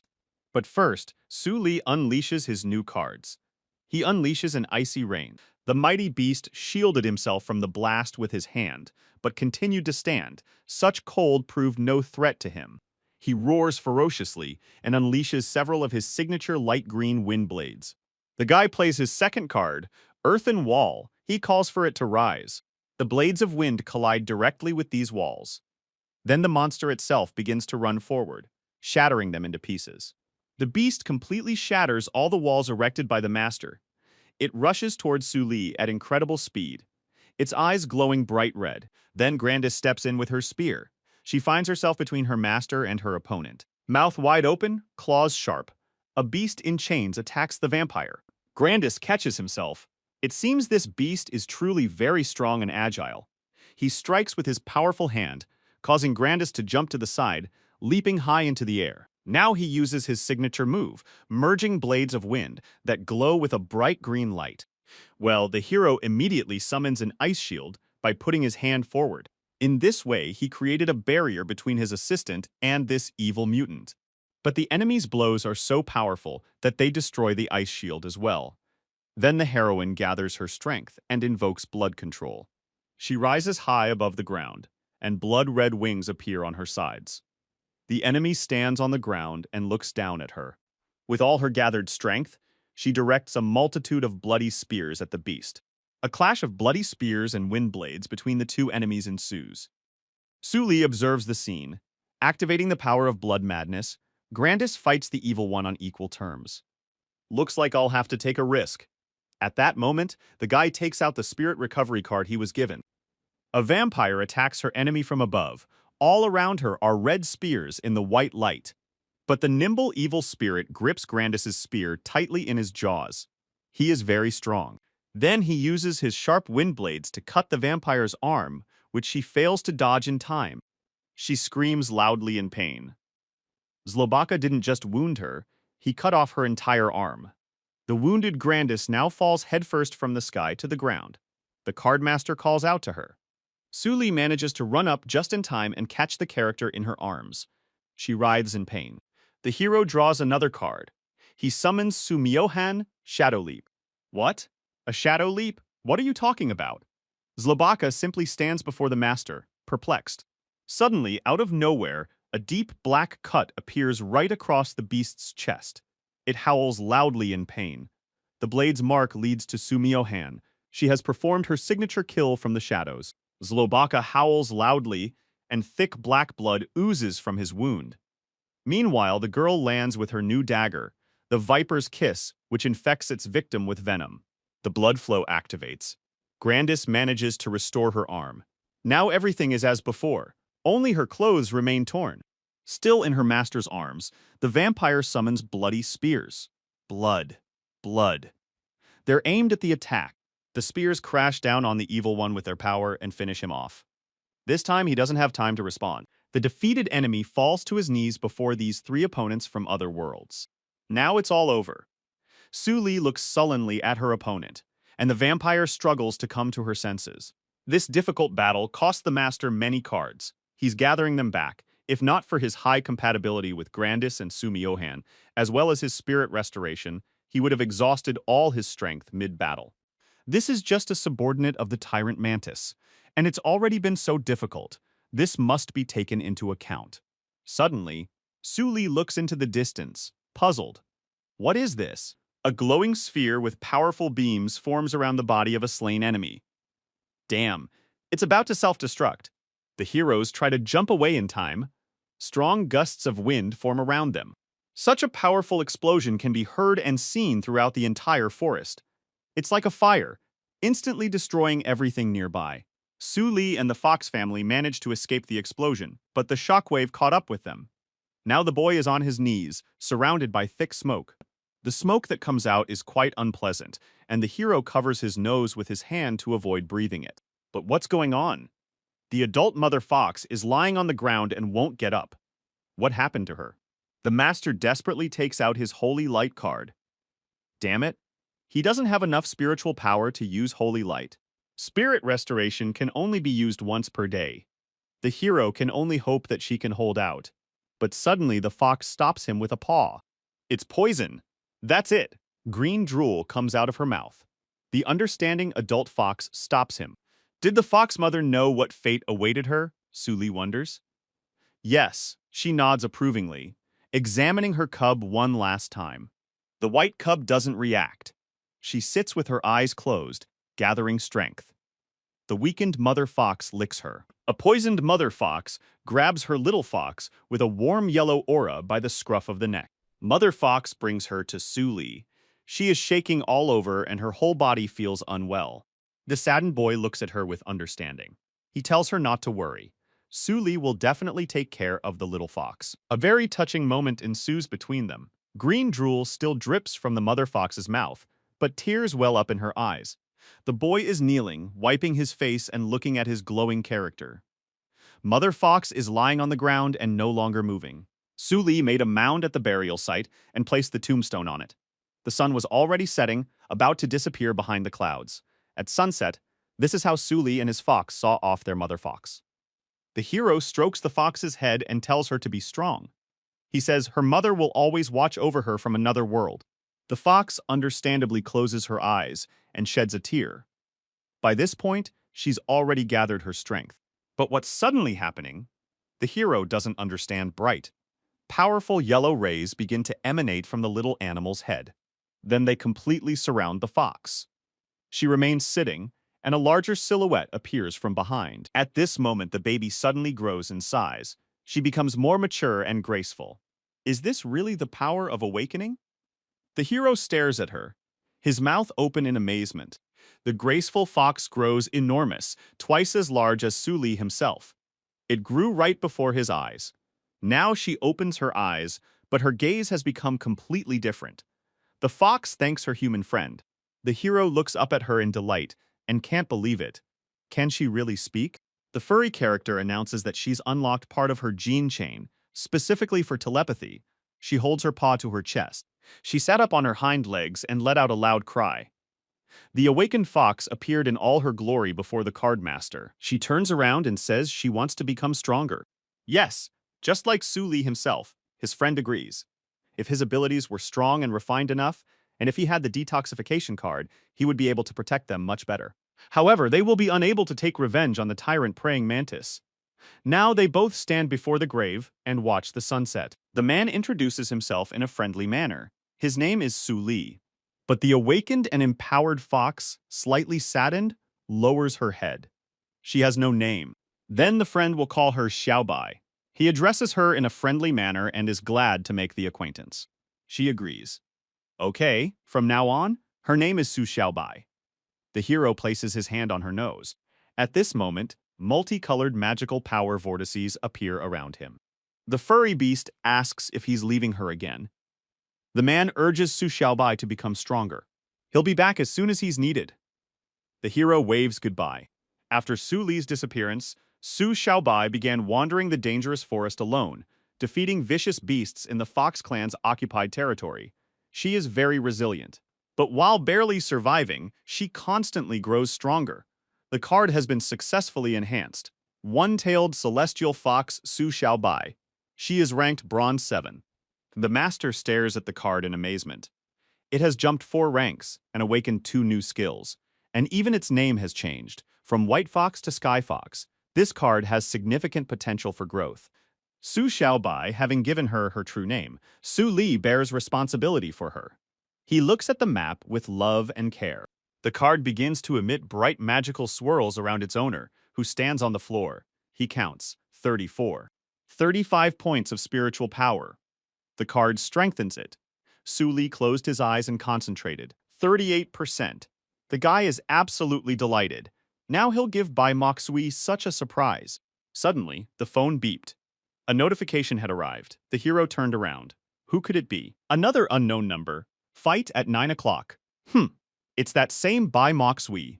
He opens the door confidently and happily. The guy will still show her what he's capable of now. Suddenly, he looks away.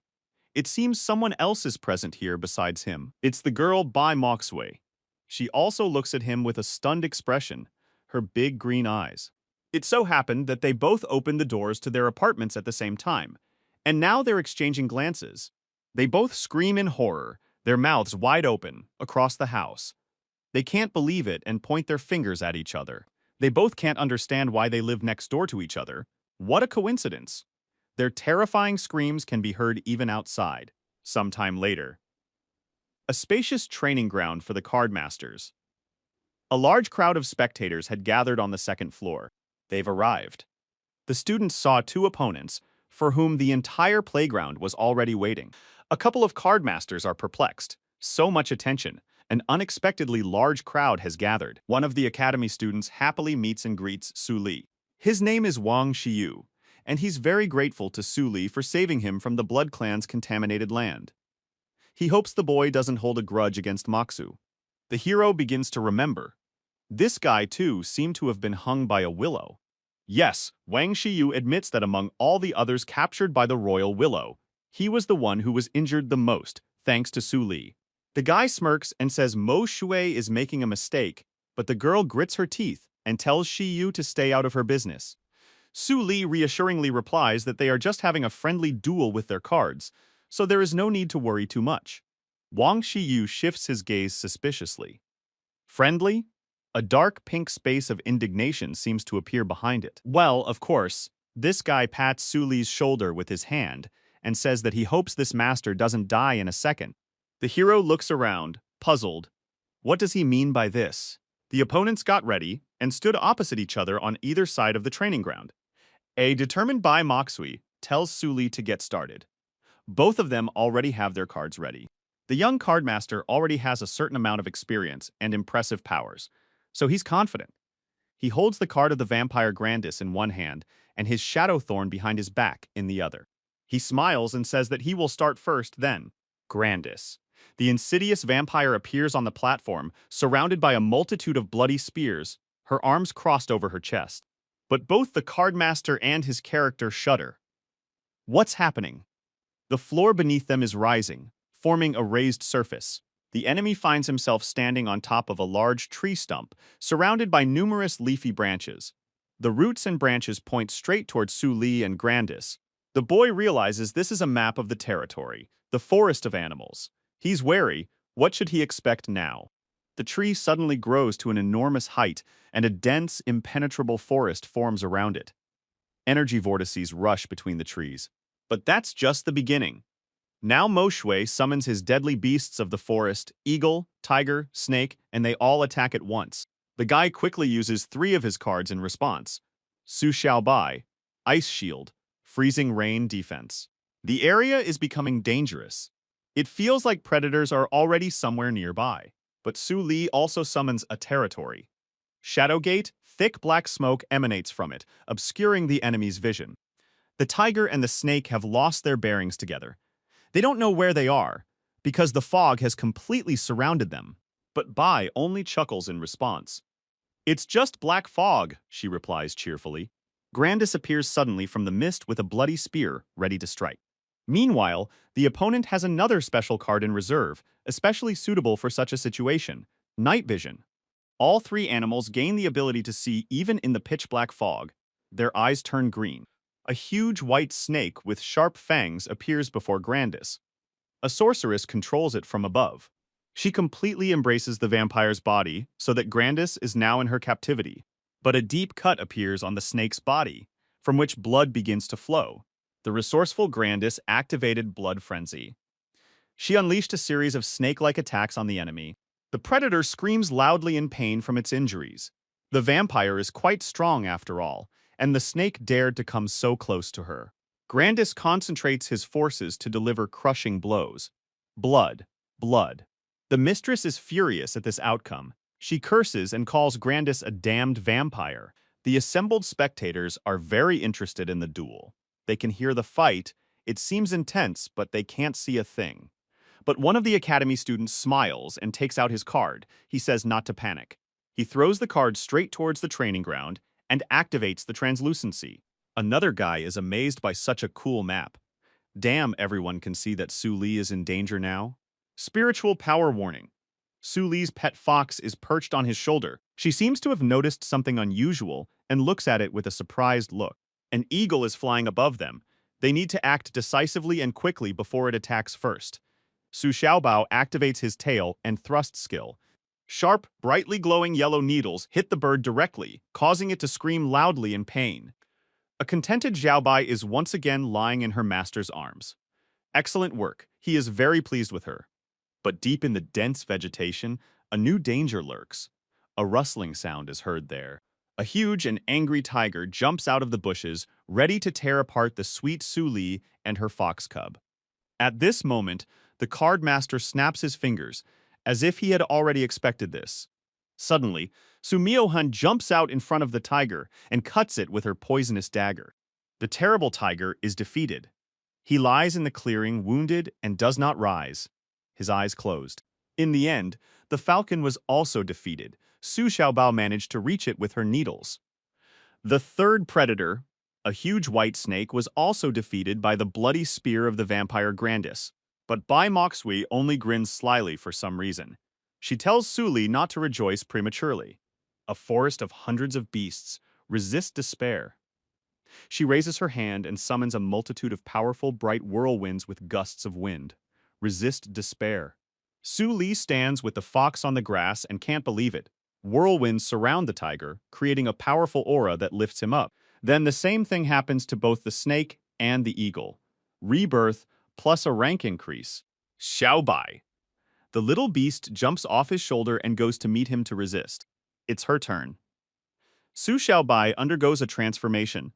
She becomes enormous in size and strength. She engages in combat with a ferocious tiger. Su Li stands to the side and watches this terrifying battle. Meanwhile, Grandis is damaged. It appears she was hit by a piece of wood and falls to the ground. Grandis? The card master screams loudly. What happened to her? Bai Moxu stands next to his venomous snake. Once it destroys Su Li's territory, he'll no longer have the strength to resist.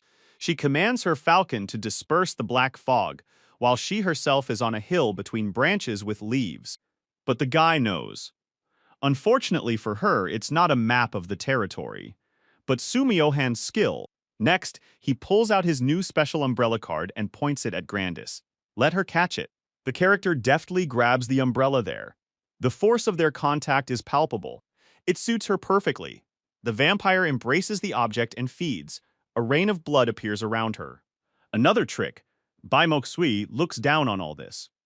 Well, she has something else to show too. She summons a tide of beasts. Now a large herd of rhinoceroses rushes from her toward the enemy, ready to sweep away everything in their path.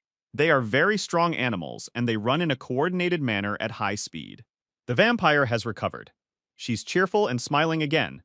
Umbrella enhancement, blood frenzy. Powerful waves of bloody force emanate from her, completely sweeping away the entire herd of animals. Gua. They simply fly apart in all directions. The vampire is pleased with this result. She clearly liked this umbrella. The snake's reproductive cycle begins to activate, and its eyes turn bloodthirsty red. She rises high up to the ceiling where the falcon hovers and suddenly bites him. Their card master can't figure out what it is. Damn it, it's a vampire's control ability. The snake's blood is contaminated, the girl concludes. Meanwhile, elsewhere, the battle between the empowered fox and the tiger continues. The tiger is very strong and not easy to defeat, but the shadow leap skill aimed at it activates. Su Mio-han appears with her poisonous, sharp dagger. She's on the job, and she moves with lightning speed. The girl manages to get right up to the tiger and pierces its head with her blade. A bright beam passes through the tiger. A murder is committed from the shadows. Yes, it seems no one even expected such a spectacle today. This duel was truly something else. Su Li practically suppressed the eldest daughter of the Beast Tamer clan. The card master and his characters look at Bai Moksue. Isn't it time for her to finish now? But for some reason the girl just smiles and draws a few more cards near her face. Indeed, it's time to finish. The hero stares at her, his mouth open. The girl returned all 3 5th-rank bronze cards. Really? She smiles slyly and turns to her opponent. Hey, he played the white fox card well. How about selling it? She can offer him a card 3 ranks higher in exchange. But the hero doesn't even want to listen and brushes it off. She's not for sale. His opponent laughs. Bai Moksui is full of surprises. Could she have something else planned? Does Su Li know the difference between an ordinary card master and a card master from the clan? She takes out a card and holds it in front of her with a confident look. The guy is perplexed. What could this mean? The female characters standing nearby in the background also appear somewhat confused. Or did something happen to them? Su Li's body doesn't move. What is this overwhelming force? The boy finds himself surrounded by some kind of blue paralyzing aura.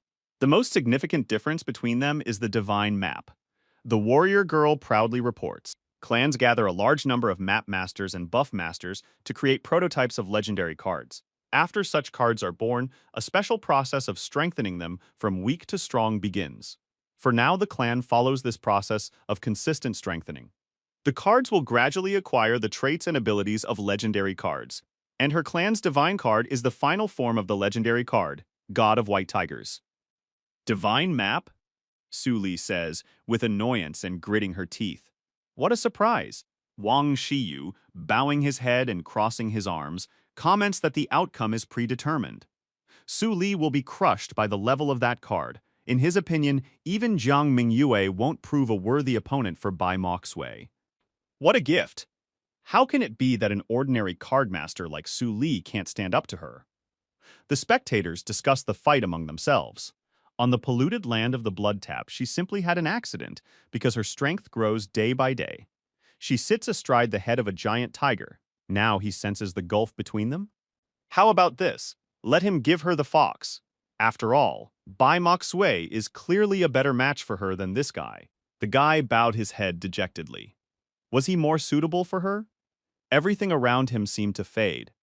But she is his map, and Su Li has watched over her growth since her youth. It was he who accompanied the fox across the snowy plain and buried her mother. It was he who gave her her name. Su Li decides that he must help her recover, help her become stronger, help her. No one will take Su Xiaobai away from him. He shouts resolutely at his rival. Suddenly, the white fox comes to, gets up, and looks confidently forward. She broke free from the white tiger's grip. The girl couldn't believe her eyes. Transformation. The fox grows to enormous size, once again becoming stronger and glowing with yellow light. Bai Moksui leaned slightly to the side, watching this beautiful sight. The character's 2 girls also emerge from the white tiger's clutches. They are full of strength and resilience. The opponent can't believe his eyes. How come all his cards have escaped captivity? The divine card of the King of White Tigers. So what? As long as Su Li lives, his cards will only get stronger. Xiao Bai will become a divine celestial fox, Su Miohan will become the goddess of assassins, and Grandis will become the progenitor of vampires. Harmony will be established between them. One day their compatibility will reach 100%. How can she compare to him? Spiritual restoration. The whole team stands assembled, and Su Li tells Bai Moxui to continue the fight. The rival tells the guy not to overestimate himself. She pulls out several powers and performs a strength boost, as well as a body enhancement. A white spiritual armor, in the form of an invincible knight with red eyes, begins to form around her. The girl also acquires a spiritual knight's spear and holds it tightly in her hand. In front of them is a real giant on a divine invincible white tiger, in whose chest a red energy circle glows. From behind the knight's helmet, the girl shouts at him that Su Li brought this on himself. The card master still stands on the grass, watching all this, the strongest opponent he's ever faced. First, we need to deal with the 100-beast forest to stop the territory from expanding. Su Meohan attacks and activates Shadow Concealment, while Grandis runs alongside her with his umbrella, activating Blood Wings. They begin. The fearless fox goes into battle. She is confident in herself and her master. The divine white tiger with sharp fangs also attacks and does not intend to retreat. The stands are filled with spectators, and they're moving even closer to the fence. It's a truly magnificent clash between two powerful characters with different energies. Is this really a battle of immortals? Looks like the Academy will have to spend money on training ground renovations again. Fans comment on the fight. The White Knight of the spiritual armor holds a spear in his hand. The opponent says it's unavoidable. But the fox has a keen eye and is very agile. She also has a number of powerful skills for repelling attacks. Xiao Bai, transformation, Su Li, who is watching the duel, shouts loudly. Right in the air, the fox turns from a huge beast into a baby who now flies even higher somewhere. Bai Moxu watches as the little fox child dodges above them. But this turns out to be a clever trick to confuse his enemy. The fox, once again large, lands on the ground but is now behind the tiger. What a surprise! Bai Moxui never thought the white fox could pull off the opposite trick. Meanwhile, the empowered Grandis gathers her bloody wings to attack. She creates a portal and thrusts her hand into it. From the back of it emerges a huge, monstrous hand with sharp black claws. Thus, from a distance, the vampire uses this giant hand to split the tree in half. There are lots of green areas around. It looks like there's some kind of glitch. The forest area is disappearing. Everything is destroyed. Only Su Li remains standing before a giant knight with a spear riding a white tiger. The last remnants of the forest are scattered. A satisfied young man announces that his rival's territory has been destroyed. Does she still want to continue? But Bai Moxu is deeply confident even without territory. His cards are no match for the divine card. A mere master thinks he can beat a clan master? He should stop dreaming. Bai Moxu, in this world above the sky, there might be another sky, her opponent explains. And she won't get everything with just one wish. First, she'll have to give up Xiao Bai. Naive, the girl answers confidently. With the clan's money, there's nothing she can't get her hands on. No, she's wrong. There are things money can't buy. The guy looks at her carefully and snaps his fingers. Shadow movement. Suddenly, Su Muohan appears from behind the cabin, emerging from the shadow gate. And such things are connections. Shadow Thorn puts its dagger right to Moxu's throat. The cockpit's protective screen begins to crack, and everything around it begins to fall apart too. How so? The young lady watches this with tears in her eyes. Both the knight's spiritual armor and the divine, enormous tiger itself begin to dissolve into the room. The two girls become visible to everyone. Now, from such a great height, Bai Moxui powerlessly falls down at high speed. The guy picks her up, and the girl ends up in his arms. She comes to. Su Li, is that him? The hero looks at her warmly and tells her that she shouldn't tie her pride and dignity to the clan. The girl shakes her head, her face flushing. She's been caught off guard. She doesn't respond, silently fuming, her gaze averted. Regular card masters are just as good as clan members. What they need to do is protect the cards in their hands, constantly strengthen them and become stronger ourselves, and realize each other's full potential. This is what it means to be a master of cards. Su Li smiles with complete satisfaction. Su Li, did he win? Fans behind the fence on the second floor ask. One of them clutches his head and can't believe it. He's mastered the divine map. In a glass-enclosed office, the director himself was also watching the battle. He smiled and said that Su Li was a kind boy. In addition to his fighting prowess, He also had the talent of an amplifier. A woman sits behind him, smoking. She comments that he's only at bronze rank. Let him be a second-level surveillance subject first. Su Li, you bastard! Someone got really angry and slammed their fist into the wall, leaving a huge dent. This is Zhou Qing.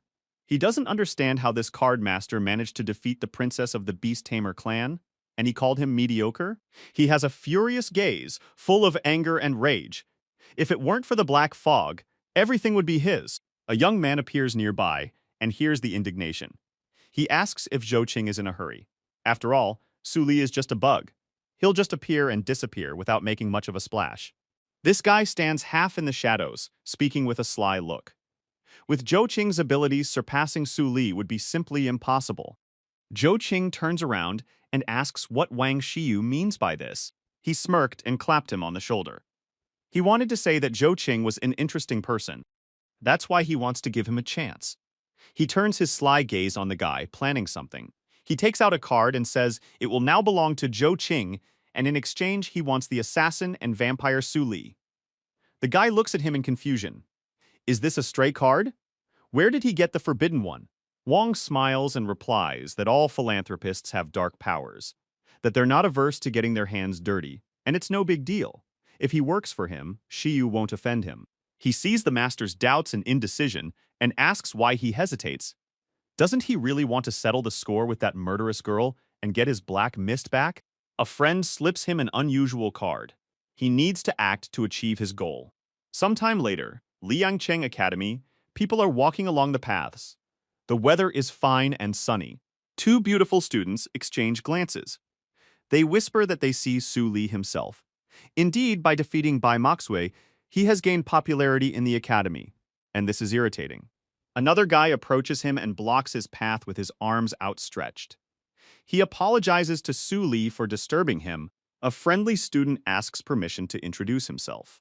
He's Lu Chenfeng, ranked third in the academy. He extends his hand.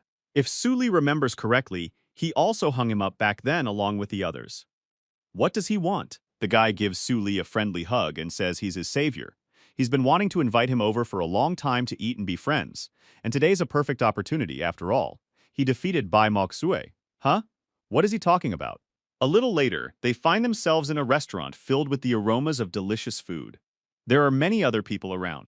To Brother Li, a drink with a few ice cubes is poured into his glass. The two men smile and clink glasses. A delicious hot meal lies on the table in front of them. Lu Chenfeng proposes a toast to the hero who came to rescue the princess from the tree, and to gaining popularity in a single battle. The hero smiles and sips his drink. He notices how his new acquaintance knows how to touch on sensitive topics. He didn't expect that. Despite being a philanthropist, this man would be so down to earth. The friend becomes more serious in conversation. He actually invited Brother Su on a matter word. Reached him. He warns Li to stay away from Wang Xiyu, who seems to be plotting against him. The card master sips his drink and ponders. Wang Xiyu, why would he target him? In this world where only strength is respected? He's just an ordinary card master. It only takes jealousy to set his sights on someone. And in the battle with Bai Moxwei, he revealed all his trump cards. He needs to get stronger quickly. By the way, Su Li asks if his friend knows where he can get quests for the amplifiers. Quests for the amplifiers. Lu Chenfeng muses, snacking. There's a place, an underground black market. The aroma of the hot skewered food is wafting out. Black market? Exactly. Compared to the Cardmasters Alliance, the black market is less hassle-intensive, and there are no fees. There are simply tons of requests for boosts since it's beneficial to both parties. The mapmaster is absolutely delighted. He wants to go there. The friend grins and replies that he can be trusted. He's also somewhat interested in this. His family will sort everything out, and they can go together. Su Li says he'd be grateful. The hero gives Lu Chenfeng his booster card. If he needs his cards boosted, he can ask her. His friend remarks that the card is a distinguished one. His classmates greatly underestimate him. Chenfeng just happened to have a third-tier bronze card lying around that needed to be upgraded. They'll follow the black market rules. If Su Li helps him enhance it, he'll receive 2 cards of enhancement materials with a commission. Good. He'll gladly take this card for himself. His comrade will be satisfied. Sometime later, on a dark evening, a high-class apartment. Bright lights are burning in the windows. Su Li sits on her carpet in the lotus position. Two cards lie in front of them, from which small clumps of energy rise.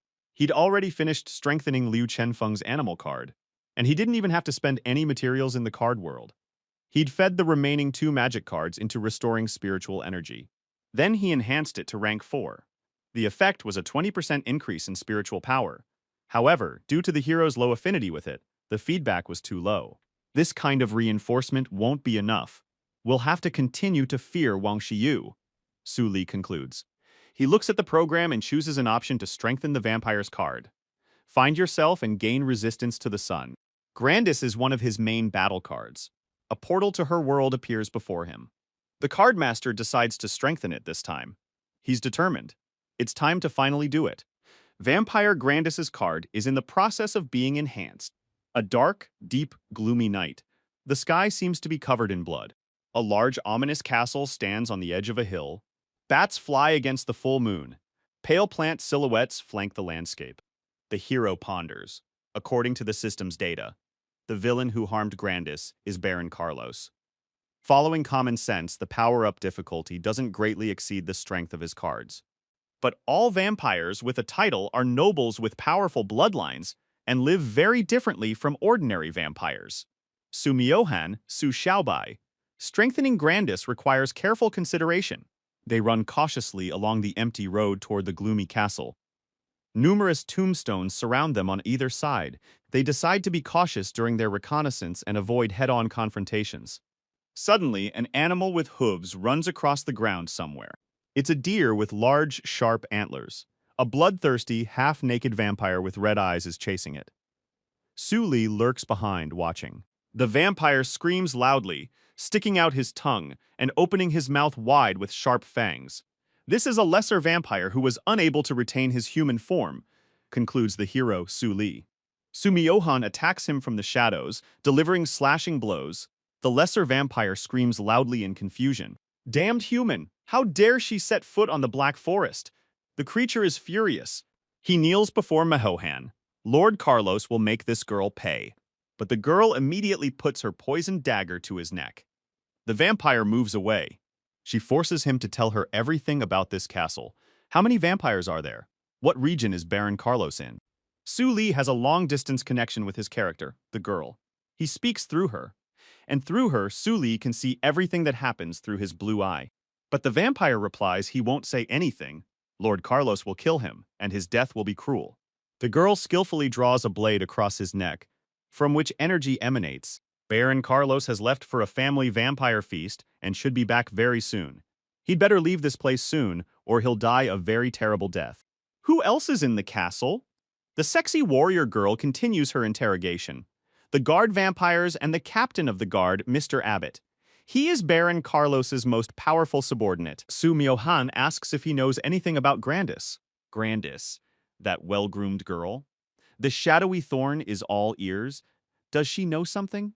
With complete determination, she looks at him and sternly orders him to speak. It is through her that Su Li does this. He is very interested and in full attention now. Lord Carlos turned her and made her part of his family. She refused to submit meekly and began to resist with her own will. She seemed to go mad, and they locked her at the very top of the castle. She had changed and acquired a noble lineage. Lord Carlos had taken a strong liking to her, and it seemed the opening of the bloody feast had something to do with her. This shouldn't be the case. How did she manage to resist Lord Carlos? And why did her bloodline change? This shouldn't be the case. After this, Su Miyohan does her duty and kills the traitor, who remains lying on the ground. She walks away with a dagger. The vampire's statement matches the information on the card. Grandis has only recently become a vampire and is mentally unstable. And it seems that to balance the difficulty of enhancing a rank 5 bronze card, the Baron himself is not present. What's the connection between the Grandis that appeared in the real world and the Grandis in the map's world? The so-called intrusion into another dimension seems to be distinct from awareness. The guy is deep in thought. He looks at the enhancement interface, pondering all this. Now's not the time to think about that. We need to focus on strengthening Grandis. They approach the Baron's vampire castle to rescue Grandis. The night is very ominous. Inside, a light is visible. The vampire guards standing at the entrance were neutralized by a shadow barb. They remained lying down. Inside the castle, A large hall also contained numerous vampires. Sumio-han deftly dispatched them all. The team advanced at a brisk pace. But in front of them on the floor, there is someone's leg, fully protected by strong knightly armor. An armored giant blocked their path, holding a large mace for reprisal. On his back were what appeared to be iron wings. This is Guard Captain Abbott. His strength is at the level of bronze, rank 8, the hero notes. He directs Xiaobai to hold him off for now. The fox begins to transform and glows with her yellow light. The huge fox is ready for battle. Abbott attacks. Meanwhile, the hero tells his shadow assassin to follow him. A huge full moon rises in the red sky. The night continues, and bats also hover above the gloomy castle. But who is inside? At the very top of her room, a girl sits on her bed. She faces the wall and holds a stuffed animal next to her. Behind her, a man is sitting on a chair, bound with barbed wire. He is making painful sounds. Suddenly, he turns around, and the doors behind him swing open. It's Su Li and her friend. The man tries to say something when he sees Su Li, but his mouth is tied and he can't move. They planted food on Grandis to break her will to humanity and force her to drink blood. Is this Baron Carlos's method? He's not wounded, which means Grandis's will is strong, so much so that she'd rather descend into madness than cross the line. They release the victim and tell him to wait outside the door, and they'll bring him out later. Thank you. Thank you so much. The man gratefully thanks her. The vampiress sits there, not turning around, completely alone, lost in her thoughts and her tenacity. Blood. She's overcome with a wild thirst, and it's precisely this that she's fighting relentlessly now. She screams loudly and grabs her head with both hands as if it is about to explode. But suddenly, from behind her, someone's arms gently and tenderly wrap around her waist. Su Li hugs her tenderly, closing his eyes, and doesn't let go of the tearful girl. He tells her to wake up. The hero embraces Grandis with care and warmth. He tells her to come to her senses. The vampire seems to come to life and begins to sparkle. She turns to him, in tears, and asks who he is. Everything around her becomes much brighter. The guy modestly replies that he's just a passing masked rider. What's more important is who she is. The vampire in the dress clutches her head in pain, trying to remember. She. Who is she? Su Li gently places his hand on her trembling head. He tells her to take her time and think slowly. Grandis whines. Suddenly, clarity appears in her eyes, and they seem to light up with a new light through the tears. She is Grandis, a beautiful young girl. She lived in love and care. The light illuminated her, and flowers bloomed around her. She is the crown jewel of the Demon Slayer clan. She is skilled with a spear and possesses great strength. Her purpose in life is to destroy all the monsters that oppress humanity. She is graceful and strong in spirit. But there is one powerful vampire from a noble family with sharp, bloodthirsty fangs. He is tall and strong, wielding power. He wears a large hat and sits on a throne. He captured Grandis and tied her up. Right now, she's turned into a vampire because of him. The girl screams loudly in despair, as if shattering herself into pieces. Suddenly, she stops and becomes silent. She brings her hand to herself. You need to remember yourself. The cardmaster comforts her and wipes away her tears. Whether she's human or vampire, it's just a name. The most important thing is that she remains Grandis. They were sitting on the bed next to each other, talking frankly. The girl lowered her head. What? What should she do? Su Li says to kill them, to exterminate them all. They suck human blood and let her drink their blood. Carrying the blood of the ancestor within her, let her exterminate all these damned creatures. But Grandis feels weak and unwell. She asks this man to help her. The boy brought a gift with him. He gives the vampire a magical umbrella. It will give her strength. Damn fox. Meanwhile, the battle between the character and Guard Captain Abbott continues. She hops elusively across the high-ceilinged tower. Sunlight is already beginning to filter through the windows. The heavily equipped Abbott has a hard time dealing with Xiaobai, who deftly dodges and attacks. The guard is furious, and the white fox is playing him like a boy. He misses and breaks the window, landing with a thud on the floor and kicking up a storm of dust. Su Xiaobai merely brushes the particles off her shoulder in response. She's very agile and has a wealth of skills. Damn it, Abbott is furious with his enormous spear. He leaves nothing but destruction in his own castle. Large, tall doors open into the hall, beneath which runs a rich, patterned carpet. The guard turns around in confusion. Who else could it be? He glances away suspiciously. Grandis gracefully emerges from the room, holding a beautiful black open umbrella behind her. Suli walks beside her. The hero admonishes her. The vampire isn't strong enough. Let her go and become stronger, Grandis. The girl deftly closes her fairy tale umbrella.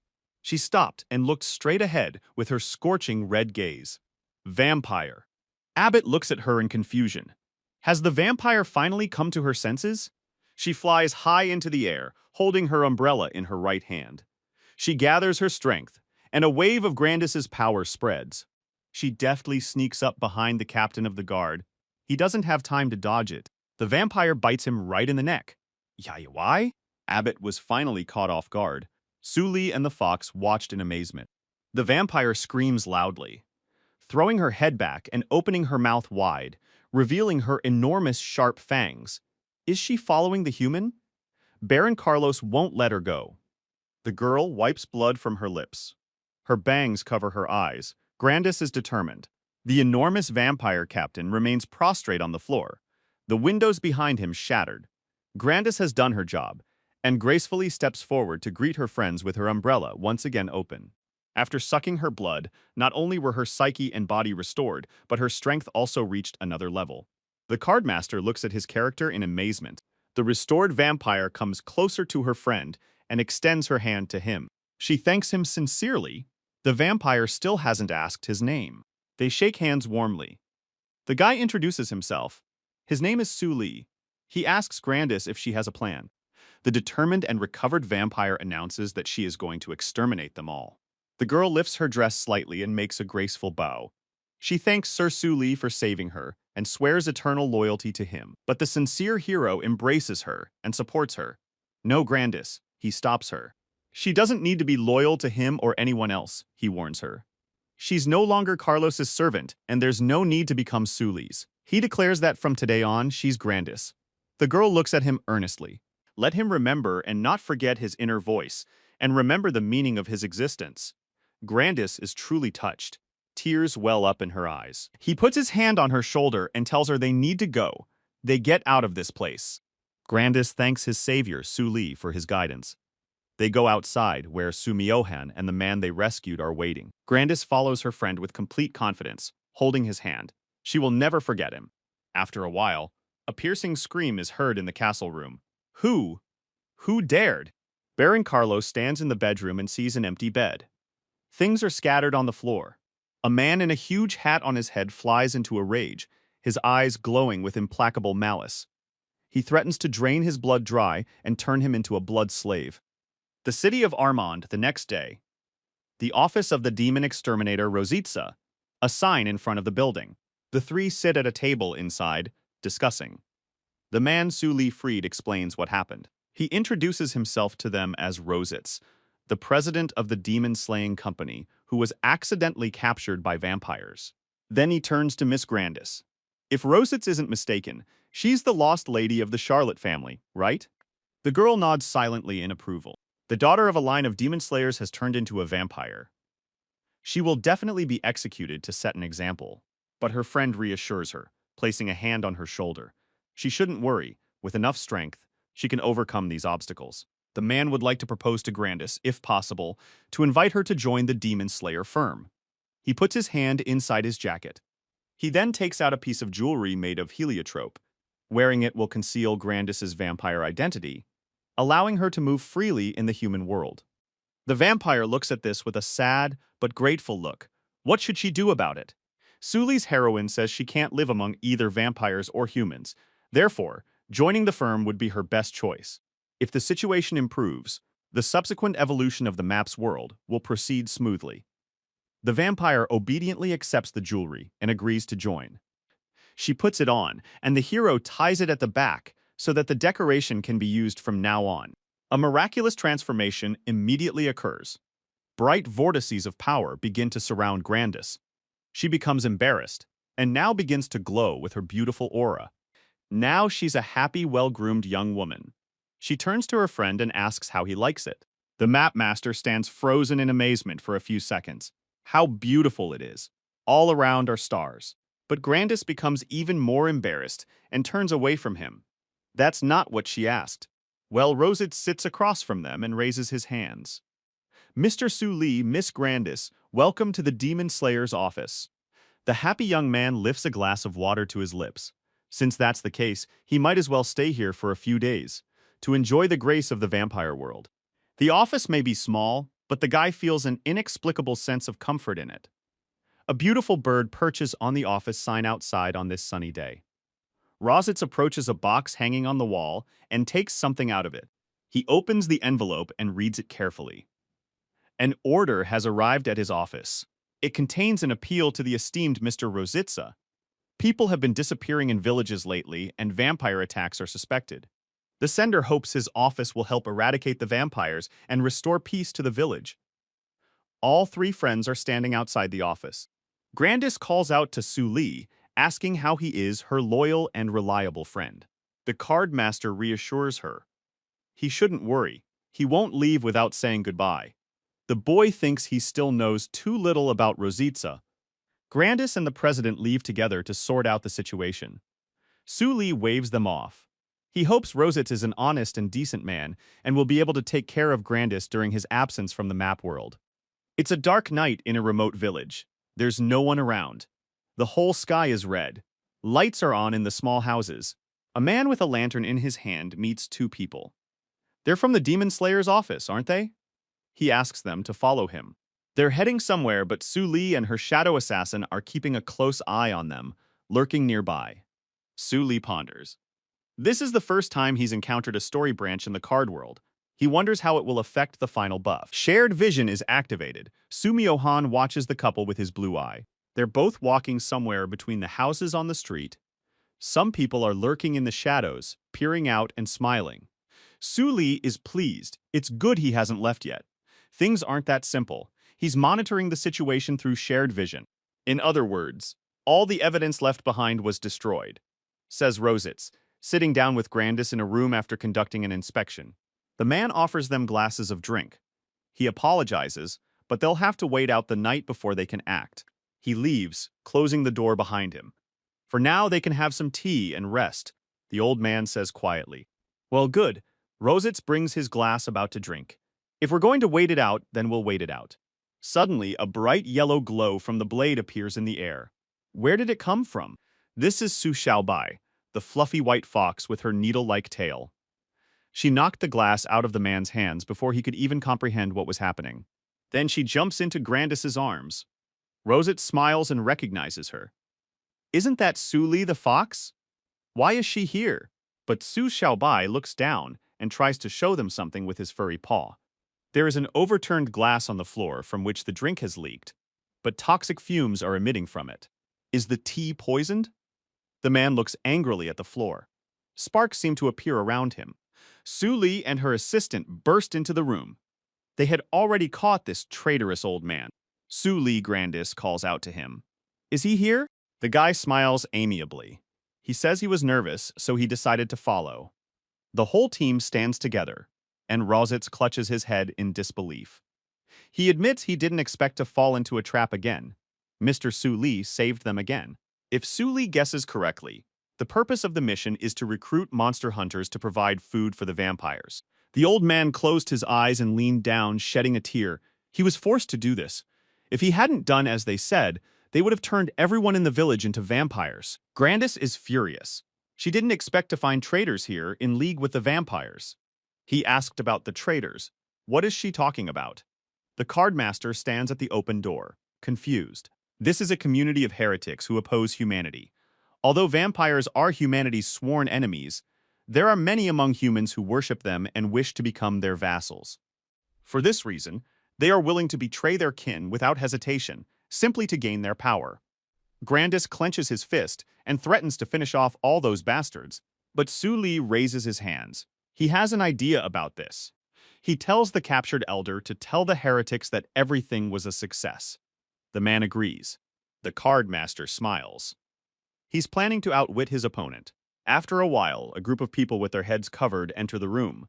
Their faces are invisible. Grandis and Rositz are lying on the table in front of them. He tilted his head back. It looked like they were both dead. Heh, those monster hunters fell into a trap so easily. One of them notices that she's a pretty girl. Grandis is lying on the table, wearing her chic dress with a bow on the back. It's a shame to just hand her over to the vampires. Maybe I should do something to him first. The man smirks, sticks out his tongue, and clasps his hands. At that moment, Su Li delivered a sharp blow to him from behind. Ah, how painful! Who is it? She asked. Damn it! They turn around and see that the village chief has betrayed them. Su Li stands before them with the shadow thorn. One of them points and shouts to grab them quickly. A group of heretics is determined to finish them off and quickly runs towards them. Suddenly, the giant fox Xiaobai appears in front of them. The people step aside. Quiet, he said. They're even more angry and shouting. Let their rivals not get carried away, for these heretics have hostages. But suddenly Grandis and Rosette stand up. They're alive and well? What the hell? How is this possible? A furious vampire summons a bloody berserker with her umbrella. Traitors, for their sin they deserve death. She can't be a vampire? The chief heretic looks at her in horror, not believing his eyes. The umbrella hits the wooden floor. Bloody, powerful sparks begin to emanate around it. Deadly dark red spears emerge from the floor, instantly killing the entire group by piercing their bodies. Then Grandis extends his hand and summons a blood transmutation. All the blood of the slain rises and coalesces into a small, dense sphere. Powerful discharges surround it. Rosette sees everything. All this blood, what does it mean? The vampire says not to worry. She's just saving it for a rainy day. She won't cross the line and drink human blood. The village headman bows to this team and thanks them for saving the inhabitants of the entire village. Rosette graciously accepts the thanks. That's the job of a monster hunter. For some time, they remain together in the room, rejoicing in their victory. Su Li is happy and hides her card in her jacket. It seems Grandis has found her purpose. Early the next morning, the Demon Slayer's office is still open. Grandis stands at the entrance with Rosette on the step next to him. Su Li stands before them, preparing to leave. The girl is sad and crying, looking at him. Su Li, he will come back, right? The cardmaster is happy and smiles at his girlfriend. Of course, he'll definitely come back. The new couple remains in front of the office, and the hero disappears. He returns to his own world, passing through a portal. The world of the map is evolving. Thanks to Grandis, Rosita recently completed a task with high efficiency and gradually gained a reputation. Grandis's power also began to rapidly grow, thanks to the numerous tasks it completed. During a mission, Grandis encountered a 9th-rank bronze vampire. Grandis managed to defeat him using her powerful origins. After absorbing his blood, Grandis underwent a profound transformation. The vampire has literally blossomed. Her card transformed beyond recognition. She's now at rank 9 bronze. At home, the map master sums up. He executed 2 buffs at once, granting Adele a rank 6 bronze umbrella and intervening in the map world. Moreover, the decision to join the Bureau also influenced the subsequent direction of evolution. This helped me jump a whole 4 ranks. The vampire production skill disappeared. It must have been Grandis's own choice. This girl is worth the investment. Time is running out. Su Li must seize this opportunity and advance to the 5th rank of bronze. He happily holds the card in his hand.